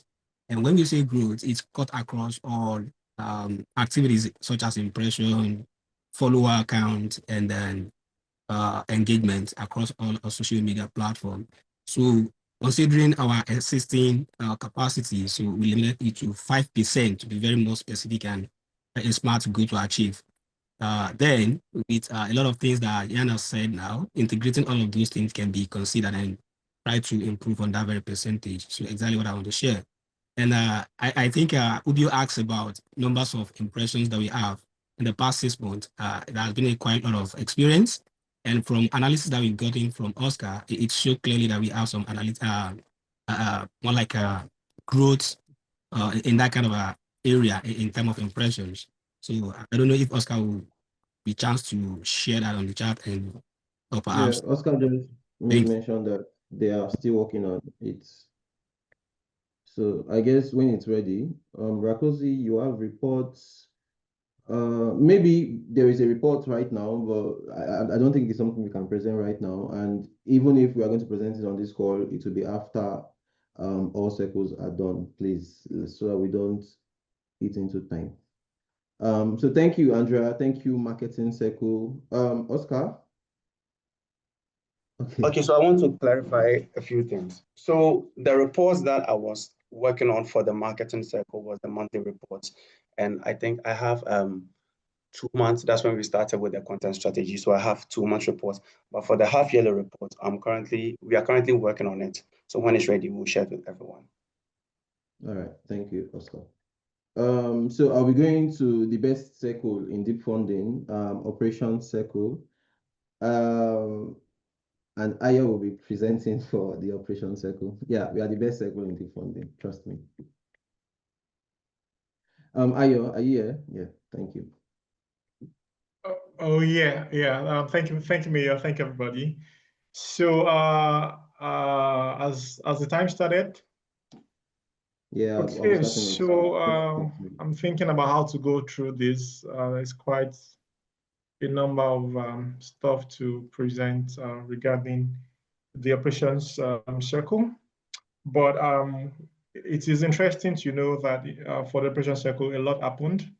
We had two new circles come out of operation circle, both directly or indirectly. I would say directly even. That's the data analytics, and then that's the IT circle. And the full import of that is that some of the things that we forecasted to do uh, were taken over by our children, and they are making us very proud. And so you can see Oscar smiling. We say it's his avatar, but it's a lie. He's smiling wherever he is. I know. So when it comes to the things that we listed, I wanted to do the enhancement of the operations portal. It's ongoing. We will have more details concerning it in the coming weeks. Now, the reason I said that, or the reason that is because for the same operation circle, Roho took a step further to engage in development and tooling for the DeepFunding community as a contract. So that's why it was announced that he was no longer the coordinator. So Roho is handling that part, but we would take the tools and use it to support the community. Now, for workflow automation, a chunk of that has been taken over by IT Circle with the open project. As you can see, I mean, they had the whole report on it. Edwin, thank you so much. You did not fight Operation Circle today. Kudos to you. And then for the DeepFunding manual, we had to onboard one more person who will specifically do that. In total, Operation Circle added 3 new members, and then I will mention shortly about the 2 other people. But in this regard, Godfrey has been solely on this task and has been doing very amazingly well with that. He's collaborated with documentation work group, collaborated with IT Circle, collaborated with data analytics, and our manual is right on fire. I mean, at least not literally. Right, and then we still continue to serve on data analytics, and then we still continue to serve on DeepFunding website. You can see that we keep inspiring the data analytics circle with the work that we've done with, I mean, this half-yearly report metrics, for example. So that's to tell you just how well we take this, how serious we take all of these things. So yes, but it gets interesting because these were the things that we put in the forecast. If you see, over the next 6 months, focus on workflow automation, DeepFunding manual, data analytics, the DF website, operations portal, right? All right. So how it gets interesting is that we actually now got to do a lot more than that. And because it was a retrospective thingy, we had to go, I mean, talk about it a little, right? So Operation Circle itself, we had to take on a new outlook to the way we handle things. Now that tooling and development is not necessarily part of our core function anymore. So now we have 2 parts for the Operation Circle. We have the awarded team centric, and then we have a perspective that focuses on the community, The next thing that happened is that we have community website product ownership, thanks to Jan and Rafael. So we onboarded Ugochi. And actually, there are 2 product owners for the website, but the one that concerns the operation circle is the content point of view. And again, amazing addition to the circle. We're so happy to have Ugochi. Documentation concerns, I mentioned briefly when I mentioned Godfrey. I don't want to go over it again. Analysis and process mapping. So Onozato JP is the top, and he is being, in charge. Am I the only one? But I think I just break. No. Yeah, he's breaking. Well,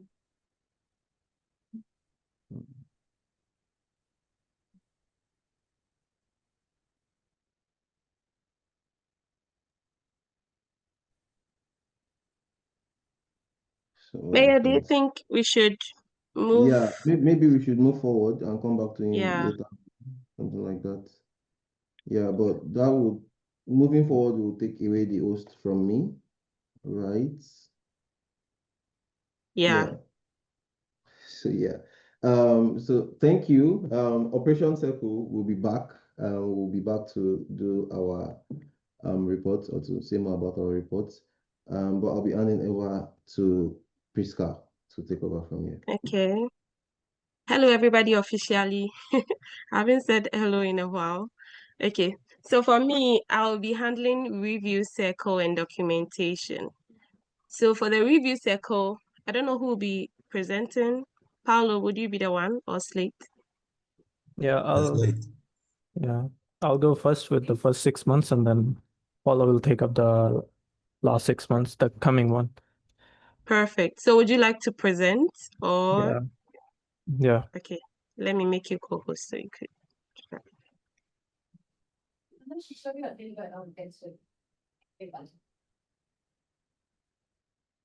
Okay, so you have access now.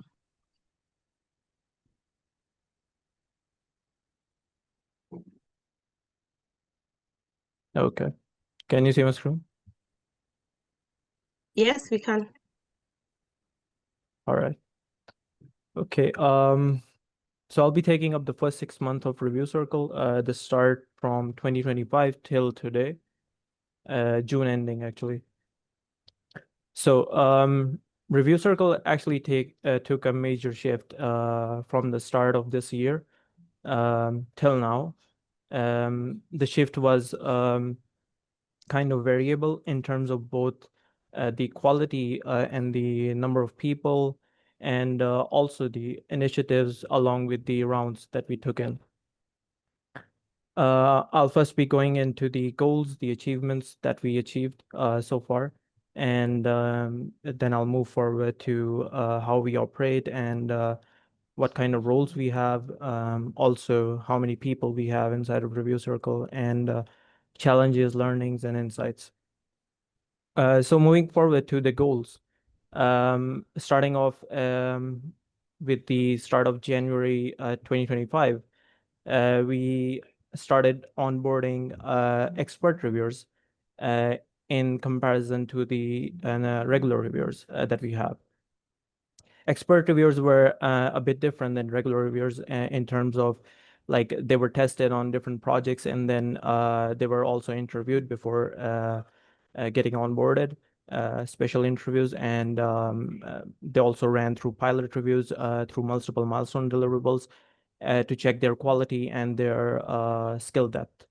So this was started also in Mahdi was also there, so he ran most of this part along with Paulo. Then coming to the second point, we started off some special teams, but I'll come to that later on. Then we started on working on the onboarding guide, which kind of became the baseline for the special teams that we create. So we created an onboarding guide, which was shared and also got quite a lot of traction due to the visuals and the easiness of reading. And this we created in April and were finalized by the end of May. Then in March, we started off reviewing the BJ proposals, but before this, we also onboarded around 30 reviewers, which I will mention in this report later on. But we onboarded 30 reviewers, domain experts for BG round. And yeah, some metrics are mentioned here. We carried out a total of 168 individual reviews, 56 proposals, and 29 committee reviews. That's actually a concatenation of the individual reviews by a team in which they were assigned to. And yeah, moving forward, we also created a BGA agent, So this kind of helps in getting all types of insights. For BGI, we feed it into ChatGPT knowledge base, and we extracted all the results from there, even this graph that you see over here. And we can check all the data from directly from this agent. Then in April, we started off reviewing our first RFP batch. Not our first RFP batch, but they were like separate RFPs, DDI and votings, reputation and voting weight system. 12 expert reviewers were selected for this purpose, depending upon the qualities they have and their domain background. And they also carried out their reviews very skillfully and produced very good results.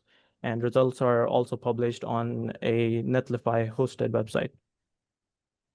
Then, if we move forward, we also worked alongside analytics for a short term at the start of this year, in which we discussed about how we can produce, like we get these milestone deliverables, how can we present this in a report state manner, and also create dashboards with it. That's still on track because we shifted to something else due to some things that came in between. Then we started working with the pilot reviews through re-reviewing the previous milestone. So with this, we worked alongside the operation circle.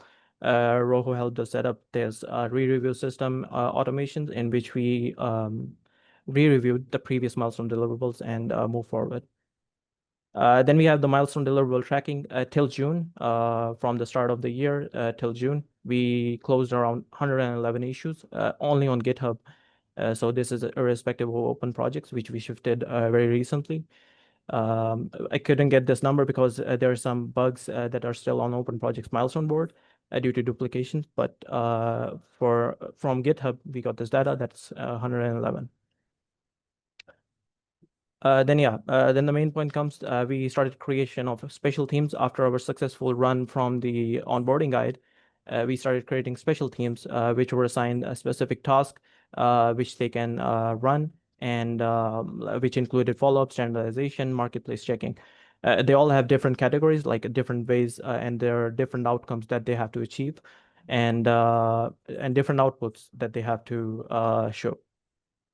Then we got the open project system in which we had these task categories. We also had them in sheets. We set them up in sheets, but then we got shifted to open projects, which had more categories.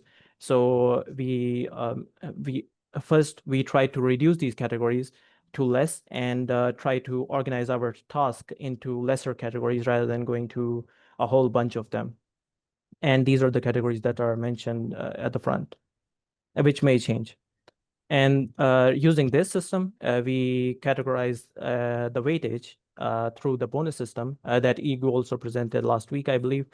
And we produce the weightage category bonus system, which some flow is shown over here. We extract the work from open projects, the task, and then we weight them on the basis of the coefficients that we have chose. And the results were evident. First, we used to have flat bonus distributions, but now we have like a good distribution in which you also see some charts, bars up other than coordinators. Then moving forward, we had the roles in coordination, experiences, learning, and challenges and insights, in which I'll just go to the coordinators division, like how the coordinators, what tasks does the coordinators do. Right now we have 3 coordinators, which work upon our control on open projects, work teams, and project ownership relationships. That's also like a coordination with the water teams. Support partners in new rounds like BGI, the partner round that we helped in, along with the proposing and developing of solutions. Whenever a new round comes in or a new RFP comes in, we help them and guide them to make processes and also like what would work best and what would not, and work alongside them to produce the system. Then organizing review teams for these rounds, especially automations, which are also created by us. We create this system which generates reports automatically, give us this analysis, and help us producing these results very quickly. Then representation, like we as Review Circle, we also represent ourselves on different meetings whenever these rounds are occurring, and this is also part of it. Then milestone audits, most importantly, in which we go in and whenever a reviewer submits in milestones, we check them out and move forward with them. Then we have another division, that's the reviewer division. The reviewers are currently 37. I believe it's 38, 37, something like this, active reviewers. And following are the tasks that they carry out. There are some others as well, but these are the main ones. Milestone reviews, round reviews, RFP ones, and special teams, which I mentioned before. Initiatives, they can take any sort of initiative, present them in the meetings, and we move forward with that. Then we have pre-crisp and crisp, which is a new one. Then we have challenges and learnings. We first used to do our milestone submissions on open projects. So we reviewed them on GitHub, sorry. And then we shifted to open projects, and I'm hearing the sound. Sorry about that. It's kind of very long. Yep, so we shifted to open projects, and the shift was kind of a challenge. Review consistency is also a recurring thing because we have a lot of new contributors and a lot of new proposals coming in. So we discuss them every now and then in the calls, which produces a good feedback loop. There was a friction in the onboarding of reviewers when we onboarded a lot of reviewers at the start. Weekly meeting is highly participated, have high participation because of high number of members. Is it okay if I keep going? Because okay. So thank you have like a minute more. You could be quick. All right. And it's All just a pity for Paulo, right? We will not be Yeah. time for the future, which is Yeah. Or I can just, we have the key processes that we follow, which is onboarding, review workflow, and our shift to open projects. We did the following collaboration with operations, analytics, and event circle with the community hubs. And this is Paulo's area. So Paulo's, please. Yes. 20 seconds. Yeah, that's what we have. I try to do the same, but better next semester. Thank you. Yeah. Yeah, it's done. Yeah, but I think the thing we sorry for my voice, guys. The thing we are doing for the next 6 months is to you can pass as Assad. I've tried to explain in general way. It would be easy. You can put the graphics. Oh, close the message. Sorry, I try to present here. So.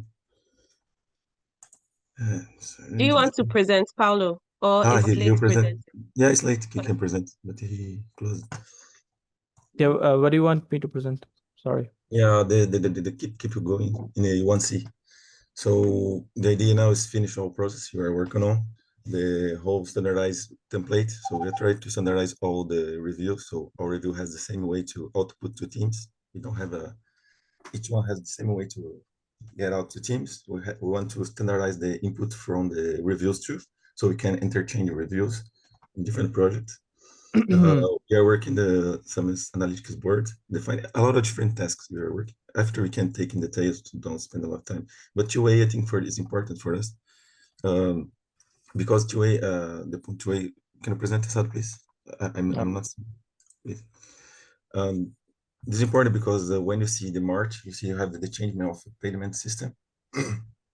And yeah, this graphic is important because we at March we have onboarding like 30 people at the same time we have to change the system payment.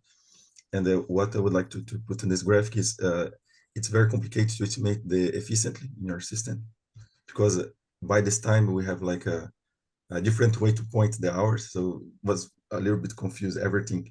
So we see like this peak, and the reviewers like keep reviewing though. So all our estimation on budget for next semester is try to figure out what is hiding on this graphic. So you can down, yeah, this is like $600, but we estimate like sets $7,009 in this next semester. But I can put in details in. You can let's go fast. Yeah. So all things about scale up, organize teams, and try to put the experts to review in the way more efficiently. Okay, we have some project on this the RFP. So each project, how much costs each new round or initiative, and The problem is how can we track all this? So the idea is try to have this good category. So when you can see the data, it's the same from the future and the past. So I think next six months, the main point of us is to standardize all data. We can have a good way to analyze this data, and you can have I have to put this, the milestone volume. So we improve more milestone, more project, more rounds. We can be able to be flexible to adapt to a new proposal. We want to onboard, we have a lot of onboarding today. So we create materials too. So these people, we think they're in good tracking.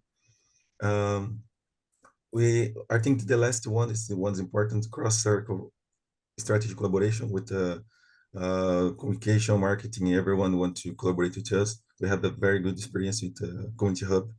So we are open to collaborate with everyone. So we want to have a structure to deliver service to another service to and partners. I think it's all. That's great.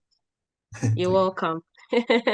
Okay, so anyone has questions for him? Please, the question should be simple. Okay, Jan. Yeah, I'll keep it real quick. First of all, big compliments for how the review circle is doing. The last point, one of the last points that you're making is that we see a lot of people coming from review circle and then being in CRISP in other areas where certain expertise is needed. You're working more intimately with the RFP selection team from SingularityNet, so the quality is improving massively, and I think that's a great thing and really important for not just the review circle, but for our entire program and other circles as well. For instance, one thing is the academy that we're starting to working on. We already have a good there leading it, who is also recruited by review circle. I heard there may be some other people who might become active in the academy. So I think the review circle is a great funnel or building ground for those things. I have one very simple question. You said that you didn't anticipate the BGI round. However, didn't you anticipate a DeepFunding round 5 at the beginning of the health year? We have people to, yes. Then I would say DeepFunding round 5 might even have taken more time. So the RFPs may certainly be a thing, but it's not quite a good reason for being over budget, I would say. Yeah, No, please go your best than me. No. I was gonna say, like, we did projected this. We also mentioned this in the previous half-yearly report. So we mentioned this, like, we're gonna be needing maybe $5,000 more, because at that time we had around 8 to 12 reviewers. And so we projected, like, okay, if round 5 happens, we might be needing $5,000 more. And we like separated that from the actual budget. And we requested for that. But the things kind of took turns, like, very quickly when the January started, and then Paulo.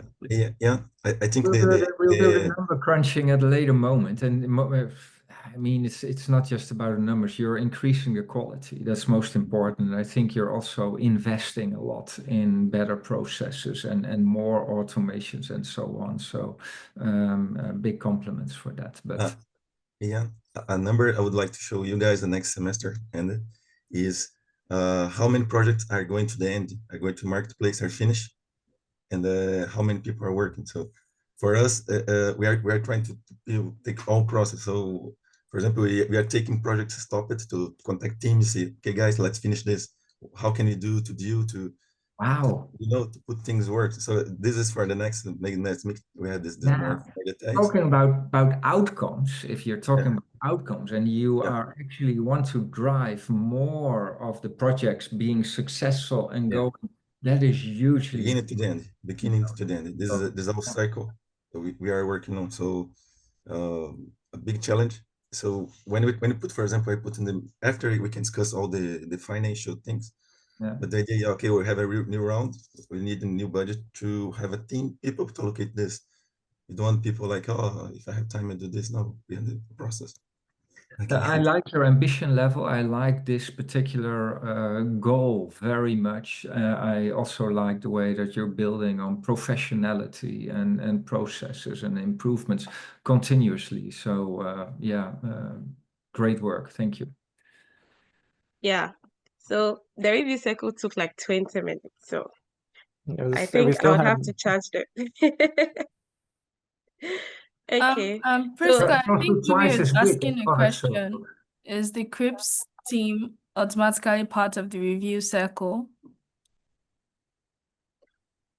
okay. So that's a question for Slate. So sorry. Can you come again? Is the CRIPS team automatically a part of the review circle? Not completely, but like half of it.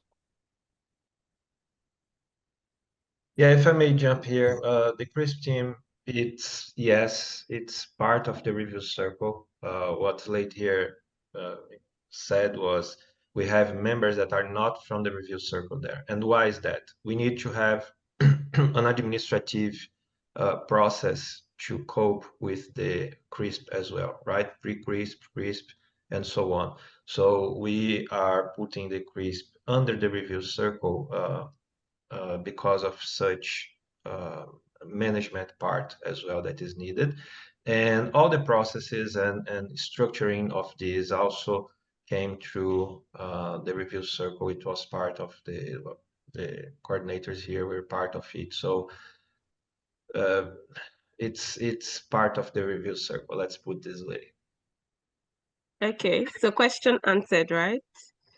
Yeah. So next we would hear from the documentation circle. I don't Well, know who. Operation Circle has to finish, right? Ah, sorry, I forgot. Ayo, please continue. All right. But I hope it All will be right. quick because we've spent a lot of time. Well, we are just going to spend the rest of our own allotted 10 minutes, right? No, you've spent more than 10 It's like, minutes, so you it's have like 5 4 minutes. minutes remaining. Yeah, something like that, 4 to 5 minutes. All right. All right. Thank you so much. So I'll run quickly through what Operation Circle has done in the past 6 months. Analysis and process mapping, executing the communication framework, and spotting overlap between IT Circle and Operation Circle. And then we also worked on Lumio onboarding new members. I'm not sharing screen, but Priska, if you could please share screen. I'm on mobile now to make sure that my connection does not give way again. So we dealt with overlap between IT Circle and operations in terms of how to respond to people's inquiries, and then we also worked on opening the operations support channel so that we can take complaints and address them. We also worked on community access to tools and platforms, that's onboarding and offboarding. The work continues, but we were able to do the first initial step of the way so that we are able to have database that is both current and also accurate. Yeah. So how we operate as a team now, responsibilities are clear. Mention what everyone does particularly. What went well? Adapting and building the operation circle thing, that went really well. What we could have done better? I don't think anyone really could have done that better, but it would have been nice to be able to do better forecasting, especially for circle growth. But sometimes things just happen. Our main insight is that things adapting is very important, and changes should be better analyzed so that they can be better managed in terms of growth within the community. Yeah, please, can we go to 1C, please? All right. So we would like to improve our intra-community education in terms of the use of the tools that we're going to be introducing the committee members to as time goes. There's a lot of improvements going on, and sometimes the technology is always ahead of the in terms of the acceptance or the usage, and then it'd be nice to be able to be ahead of that curve. We'll also be working on a single sign-on. There's a work group for that, but we are also a critical part of the work group, and so we'd like to see that happen vis-a-vis the work that's been done generally. And then execution of the Penta cycle strategy. Just before the cluster strategy came up, we, Operation Circle, IT Circle, Review Circle, and Data Analytics had identified some needs with awarded teams, AI marketplace, and how to support awarded teams. But following discussions and then the cluster strategy, realized that dev outreach also should be part of that cluster. And so one of the things that we will be working on. And then, of course, we look forward to onboarding new circle members, maybe one or two, to cater for possible growth in the community. Rounds are coming, and then we also want to be able to do better with resilience, have one or two people each on each sole responsibility. So a main person for a particular responsibility and then a support system. Yeah, I think I was just end there. Thank you so much. Okay, you're welcome. Please, anyone have a question for Ayu for the Operation Circle?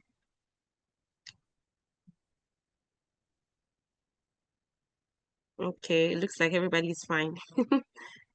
Well, then moving ahead, we would hear from the Documentation Circle.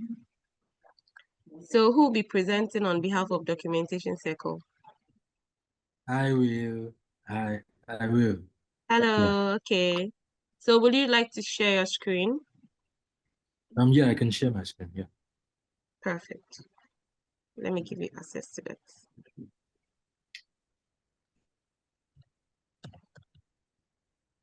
Can I go on now? Yes, you can. Okay, thank you. Yeah, so you can see my screen, right? Yeah, Yes, okay. we can. Welcome to the Documentation Circle's half-yearly report. Love, Princess, myself, Tobias, Sucrane Spice, and Vanny. The coordinators are myself, Anthony, and Sucrane Spice. So 1A, our goal 1 was support DeepFunding circles with documentation structure and standards, and we are on track for that. Our primary role has been clarified as enabling, supporting, and reviewing documentation across the ecosystem. We've successfully set up systems for multiple circles, including resource identification, processing, and content structure proposals. One of our core learnings has been the importance of balancing autonomy with oversight. We support, we don't dictate. So that's goal 1, support DeepFunding circles documentation. Yeah, then our second goal was creating the DF book, or in the process of refining the DF book as a single source of truth. So the new DF book powered by MKDocs has been created, a replica of the existing Git book. But this one will follow the SSOT principle, that's single source of truth. And while content migration and restructuring are ongoing, the infrastructure and the style guide are in place, also ongoing also. This has allowed for a stable foundation to be shared and reused across circles. That's our second goal. So if we scroll down to goal 3, so yeah, we've successfully created, okay, this happened last month. Yeah, we successfully created documentation automation system proof of concept, basically. That's Google Docs to MKDocs content migration and automation. So that was, we've successfully completed that. It's a major milestone for us. Myself and Ms. Hardy delivered on an MVP that synchronizes Google Docs to MKDocs that synchronizes documentation from Google Docs to MQ Docs using Python. So we will use this to streamline cycle reporting and manual migration workflows. The success of this initiative has laid the groundwork for scaling cycle documentation maintenance. That's our third goal for this half-year period. So on to the fourth now. Yeah, metadata structures for QA, avatar, and knowledge graph. So we've incorporated metadata to the content we are creating that will also be used to serve the QA avatar, the knowledge graph, the QA avatar or the knowledge graph. That's whatever powers the chatbot, basically, the QA avatar. So as part of our collaborative effort with Rama and the rest of the team handling this, we've begun standardizing metadata formats, YAML front matter, and reviewing our folder and content hierarchy just to help the process go smoothly. This is still evolving, but we will have consensus and early prototypes very soon. Yeah, so on to our fifth goal for this period. Yeah, our charter and internal process documentation. Yeah, so we finalized the documentation circle charter, our process documentation, and our onboarding guide. The onboarding guide is still in progress, but we are about to wrap that up very soon. So these documents define our support-oriented role, our workflows, and coordination methods of the documentation circle. Yeah, they were shaped collaboratively and integrated community operations feedback from multiple sessions with the operations team and Rafael and between ourselves, basically. Yes, then also our sixth goal for this time period was the launching of proofreading support function. This is a new initiative.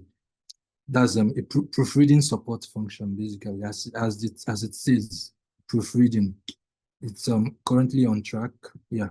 So a new proofreading function was initiated within the documentation circle to improve quality of external facing texts. Yeah, that's just the basic summary.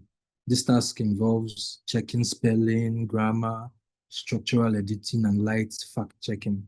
While part of the circle, not all proofreading team members are documentation circle members. Yeah, it's just a subset of our entire members.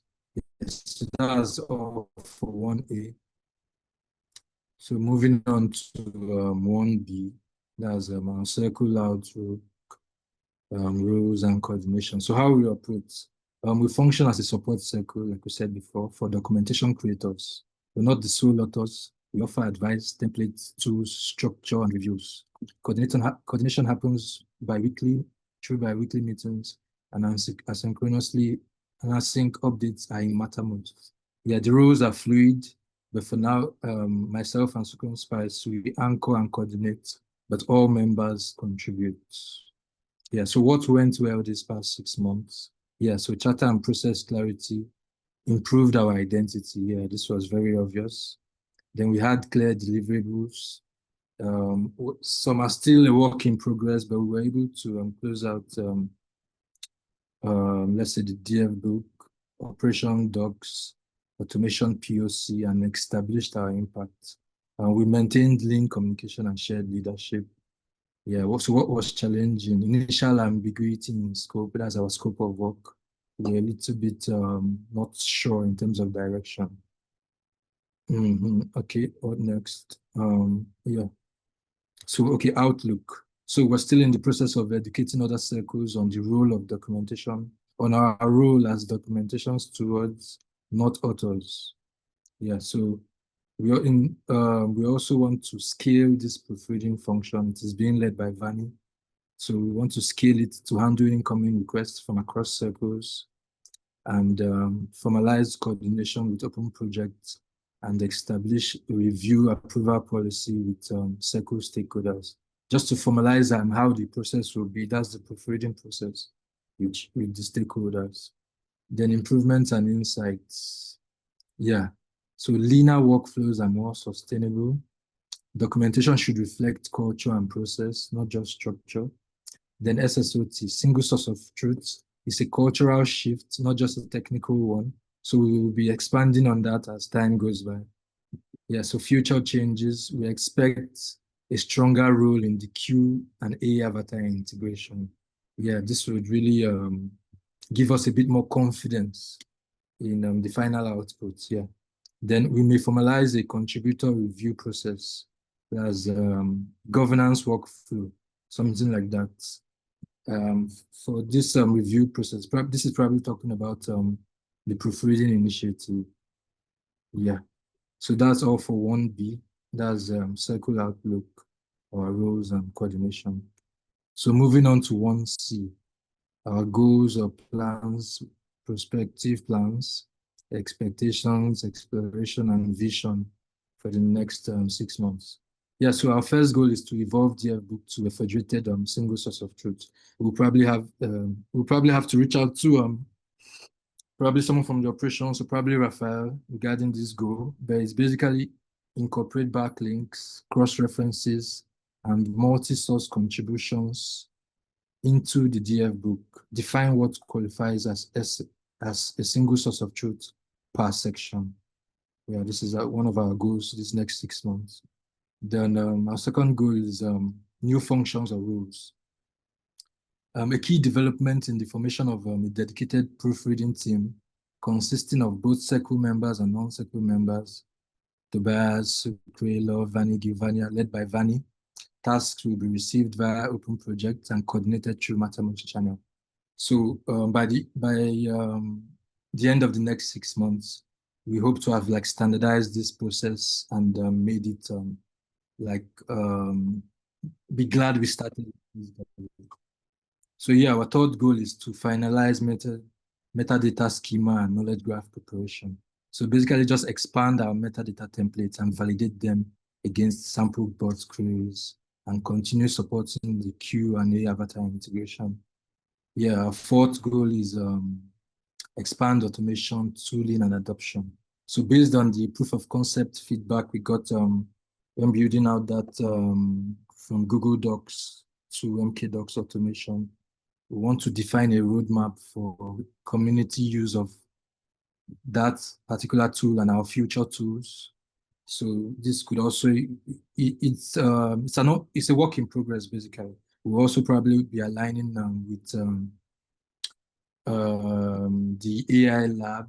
I've forgotten the name, but just like Jan said earlier, we'll probably have to align with the lab to see how best we can position this for maximum gain.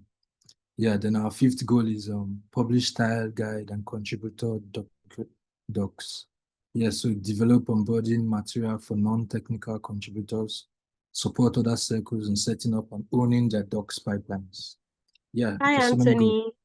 Yeah, I'm listening. Could you be a bit quick, just to summarize, because your time is way up. Are you serious? Okay, noted. Thank you. Then our sixth goal is documentation review circle. Okay, so part 2, time and financials. We're a new initiative. Documentation work group is still new. So if you can read it here, monthly budgets, then proofreading launch, point 2, then key task, time allocation, new roles and responsibilities, collaboration with other circles. So 5 points basically. Then budget forecasting. Just the automation tool might probably require extra hours. Contributor onboarding material, that's just a forecast. Then the proofreading initiative, also extra hours. Documentation review workflow, that's just like a forecast of where our hours might go to. Then the Q&A avatar metadata collaboration. So the summary, summary. Okay, launching of proofreading function, solidifying our identity and scope, automation, and single source of truth requires cultural buy-in. So that's it from the doc. Thank you very much. You're welcome. Jan, please go ahead. I'll keep it short. Operations Circle mentioned working on a DeepFunding manual, and some people were doing that were not part of the documentation circle, I believe. And the documentation circle is working on a DeepFunding book. Are they the same? What is the relation between the two? existing Git book and the existing DF book and what we worked on are the same, just different infrastructure. Yes. The existing DF book that everybody knows and we go to confirm information. Yeah, that's the MKDocs powered version of that is what we worked on. If I may complement what Anthony brought here, the documentation circle, it's not in charge or responsible to create the content exactly of the DeepFunding manual. The circle itself that has that section, for instance, operations circle, they are the ones that knows about their processes and how to do it. So they are the ones creating that content. Documentations work group, it's about the infrastructure to make that happen. So what are the processes to create that content, to bring that content live? What are the toolings that we have that we can provide for the circles or other entity like us, for instance, right? To put the information and give it. So what Anthony and his team are doing now is to bringing into MKDocs, is structuring, and also already bringing what we have in the current DeepFunding manual into this. Here and there, they are also creating, because after all, they are also a circle and they have this ability, of course. But mostly, I would say that their role in this is to create the support infrastructure to other circles, for other circles to give the content. All right, so DeepFunding book is the structure and the mechanism and the tooling, if you want, and DeepFunding manual gives the content for the tooling, very simply. Oh, yeah, sorry. So the DeepFunding manual and the book are the same thing. It's because now we have two versions, one in Gitbook and one in GitHub, but they are going to be only one. So, but as we are only with the DeepFunding manual now, that's why we refer to DeepFunding manual. And what's being created is the book. Naming of what we are doing.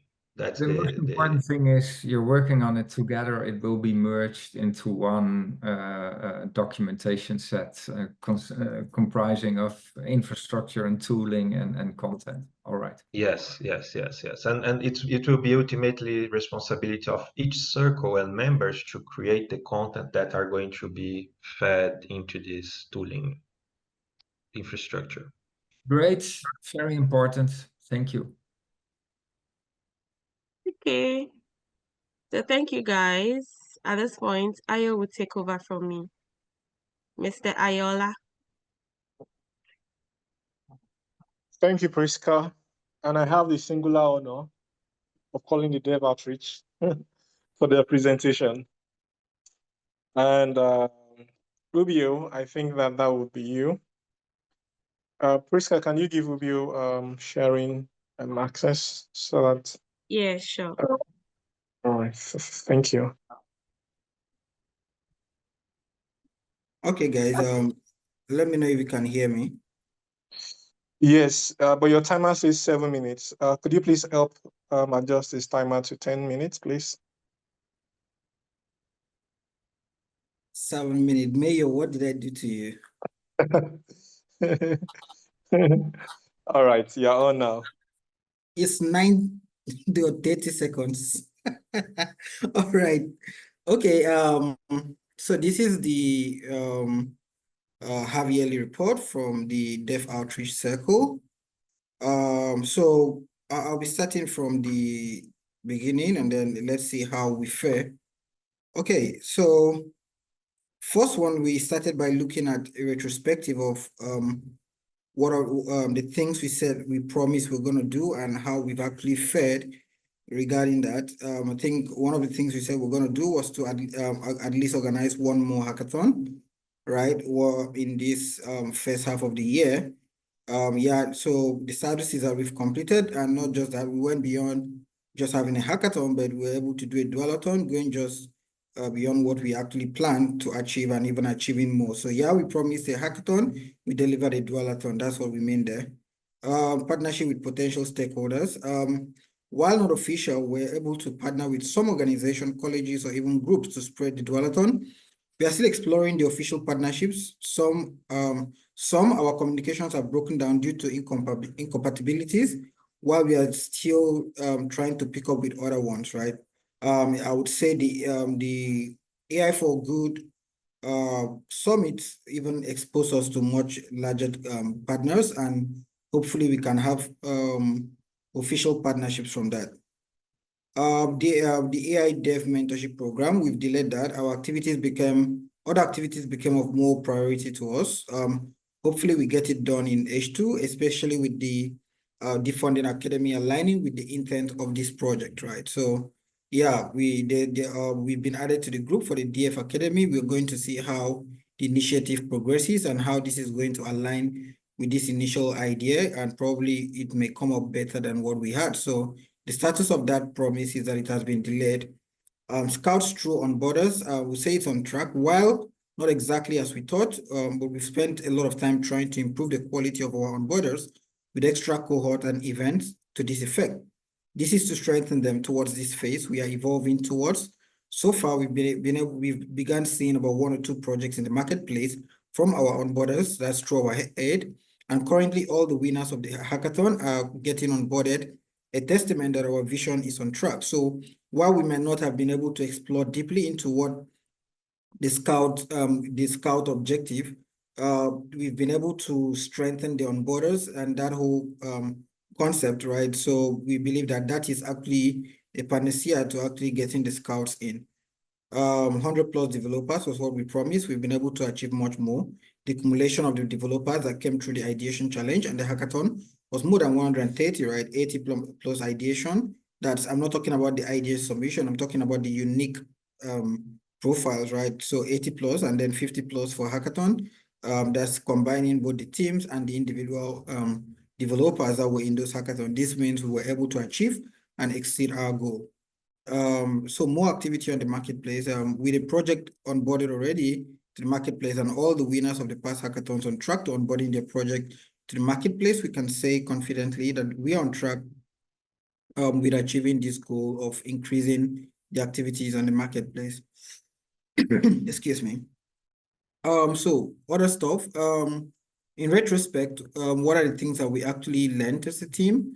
Communication and timing is key, right? This is one of the learnings that we got. We just concluded our dwellathon, an initiative that had us first have an ideation challenge, then followed by a hackathon. The byproduct of the ideation challenge served as a raw material for the hackathon. What we learned from our experience was that there is a need to constantly communicate with participants from the day they register for a hackathon till when we are actually ready for it. Lack of that communication can make participants lose interest when the hackathon is ready. It also highlights the need to keep a reasonable timing between when a hackathon is announced and when the challenge eventually takes place. Keeping it too far apart is not always a good strategy. So this is one of the things we learned, right?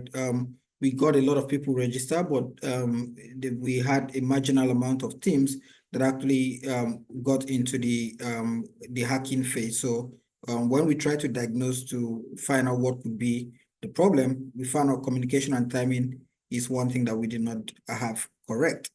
Improved team capacity, right? One of the most beautiful things to have happened to the Dev Outreach is our improved capacity to work on hackathons, events, onboarding programs, etc. At the peak of the dwellathon, we are having about 4 different programs at the same time, and we executed all 4 without much hitches. We're having an onboarding program going on for the onboarders in parallel with the ideation challenge, the hackathon, while still attending to those indicating interest for our assistants to onboard their projects on the marketplace. So we saw an improved capacity, and this was something we loved in retrospect. Better hackathon UX. A lot of challenges we had from the participants of the hackathon. We realized that it would have been solved with a better UX that allows users to easily collaborate or navigate through the process. With the help of SET, the new UX added to our team, we hope to improve this and make things better in our next hackathon. Goals and plans and perspective and all of that, right? We are planning to have a physical hackathon. We will look into doing at least a physical hackathon in H2. Pan-Africa University or / high school AI championship.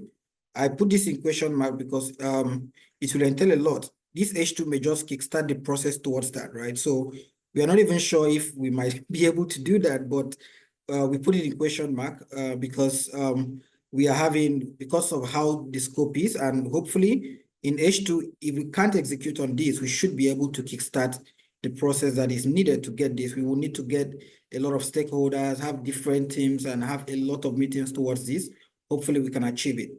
Co-partner hackathon challenge based on contacts gotten from the AI for Good in the conference. There's a possibility for a mutual project with our other ecosystems and organizations.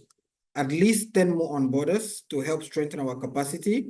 Our mechanism for this is to make sure that we take participants from hackathons and actually turn them into onboarders, increasing retention into the ecosystem and making them more useful to us. At least 5 services to the marketplace. This remains our core goal, the marketplace. And like I said, all the winners of the hackathon are currently onboarding their projects to the marketplace with our help and that of the onboarders. And this we are sure in H2, we should have at least 5 services onboarded here. Educational materials and resources, either as videos or processed into other forms to reach out to many developers and help make the process easier. Of course, 100+ developers onboarded to the ecosystem remain the goal as well for the next H2 as well, through different activities as well.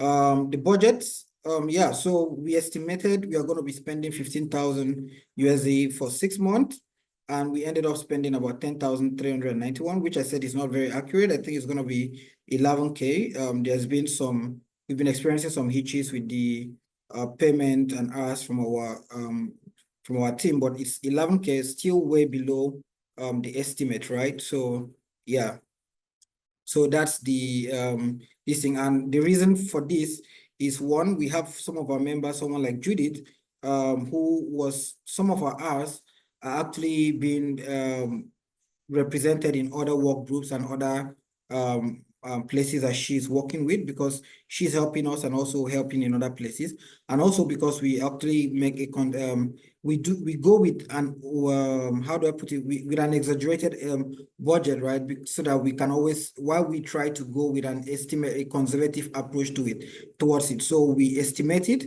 but in application we try to be conservative towards our application of the budget. So we also had, so we normally have 2 budgets. One is our internal circle budget, which is what I talked about. The second is for projects, right? So we had a budget of 40K, and for projects, we spent 27K on that, right? So, and then our timing, I explained that to say April, May, and June is when we had the most of our activities. So this is why we had increase in timing.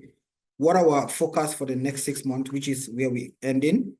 Budget for Circle Us, we're thinking 30K. That's extremely high, but that's us doubling our estimate because we are also doubling our human resource. It is also hopeful that we would all go far below that, but our estimates are always high, while our in practice, we try to use a conservative approach in achieving this. Budget for projects, this is the last, sorry, and activities, we are budgeting 200K USD.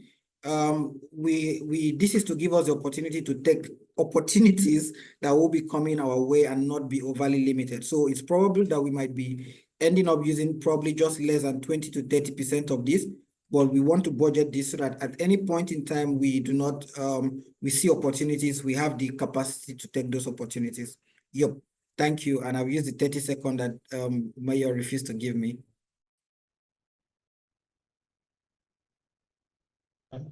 All right, thank you. Thank you so much, Ibu. That was quite interesting. And what a very good way to wrap the session. Thank you for the energy. It was quite, very, very pumped up. Thank you. So any questions for the dev outreach? I do not see any. Jan, any questions?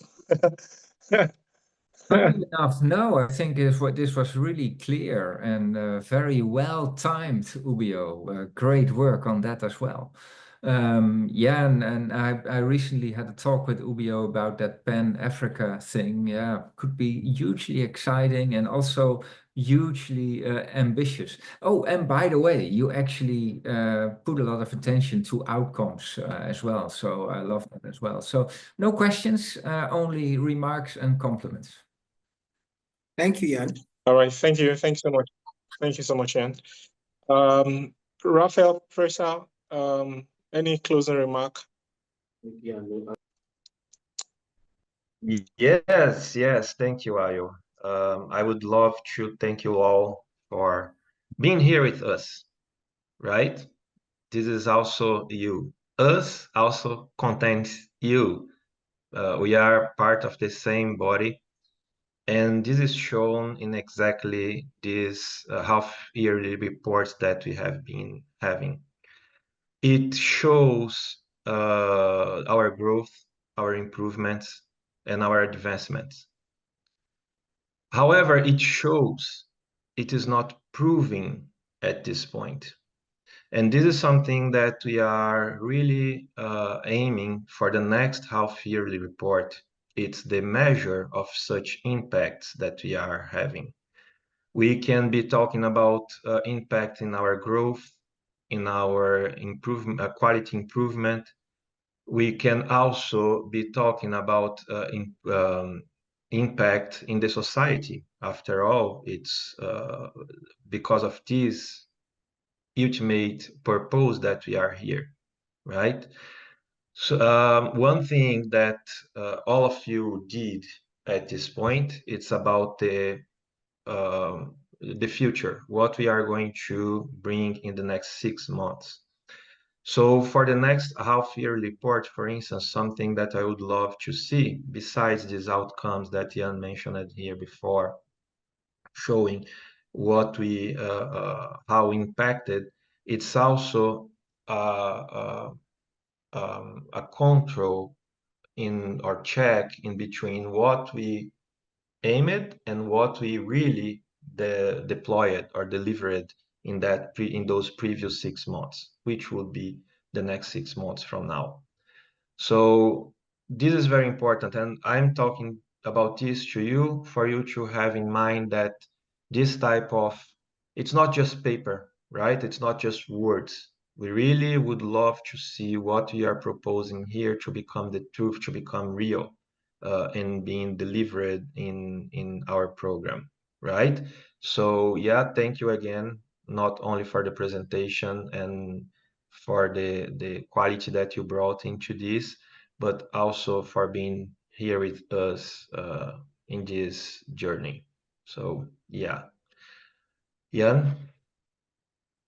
Sorry, it's thank not you, Rafael. to have the last word. By the way, can we stop sharing here? I'd rather see all the faces of all the people than this thing. Yeah, it's not that I want to have the last word, but I want to have the last. No, you're kidding. First of all, shout out to Victor and Edwin for all the analytics, and especially Victor for all the preparation that you did. I wasn't even aware of all that work that was going into that behind the scenes. So great work. Also, big shout out to everybody here. I was getting nervous. I didn't hear too much about this reporting and thing, and I thought, my God, how are we going to accomplish this? But like last time, you really surprised me in doing this in such a short, concise way. So big round of applause for everybody here. Really, really impressive. Really impressive. What I noticed mostly, so we had some conversations in the past, also with the focus group when they were still around, on improving quality, etc. Rafael also mentioned it. I do notice a lot of ambition and a lot of action being taken to improve things. So what I saw, I haven't done the number crunching, what I saw on the analytics is that we went over budget here and there. if this is the result of an investment in tools, in automation, in processes, etc., that would be perfectly fine. It's not a goal to grow our budget or to grow the number of people necessarily. It's a goal to have better outcomes and processes and so on and be ready for the future. I also hope, maybe not the next half year, but after that we'll get some revenues also from partners that are onboarding and requiring all these services that we're now developing. So that might counter that a little bit. That would be comfortable. One thing I want to mention here, this is a great overview of what all the circles are doing. There's one important element that I only realized when listening to all of you that is still a little bit missing here, which is the product view. There's so much done in terms of products, websites, AI for peace, backend automation, our portal, which will have a big update soon, academy, all these kinds of things, also on the terms of tooling.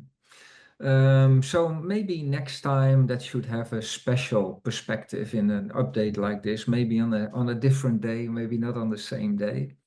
But yeah, there's probably some more things that we need to figure out. It's a good thing that I made that recording in the all hands like a week ago or something, so it's all there, I suppose.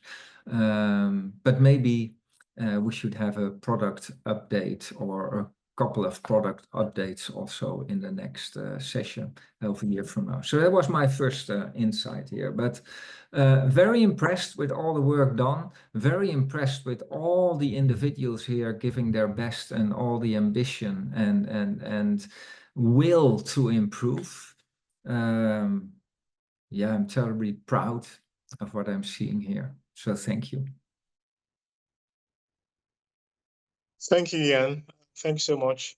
Thank you. And this brings us to the end of the show. Have an amazing evening, everybody. Bye. About time. Who's ready Let's for go. more 3 hours? 3 hours of product now. Jan, it's your turn. Your turn to present, Jan. But yeah, all right, guys. Thanks. Bye-bye. It was worth every minute. Thank you. Bye, guys. Bye bye.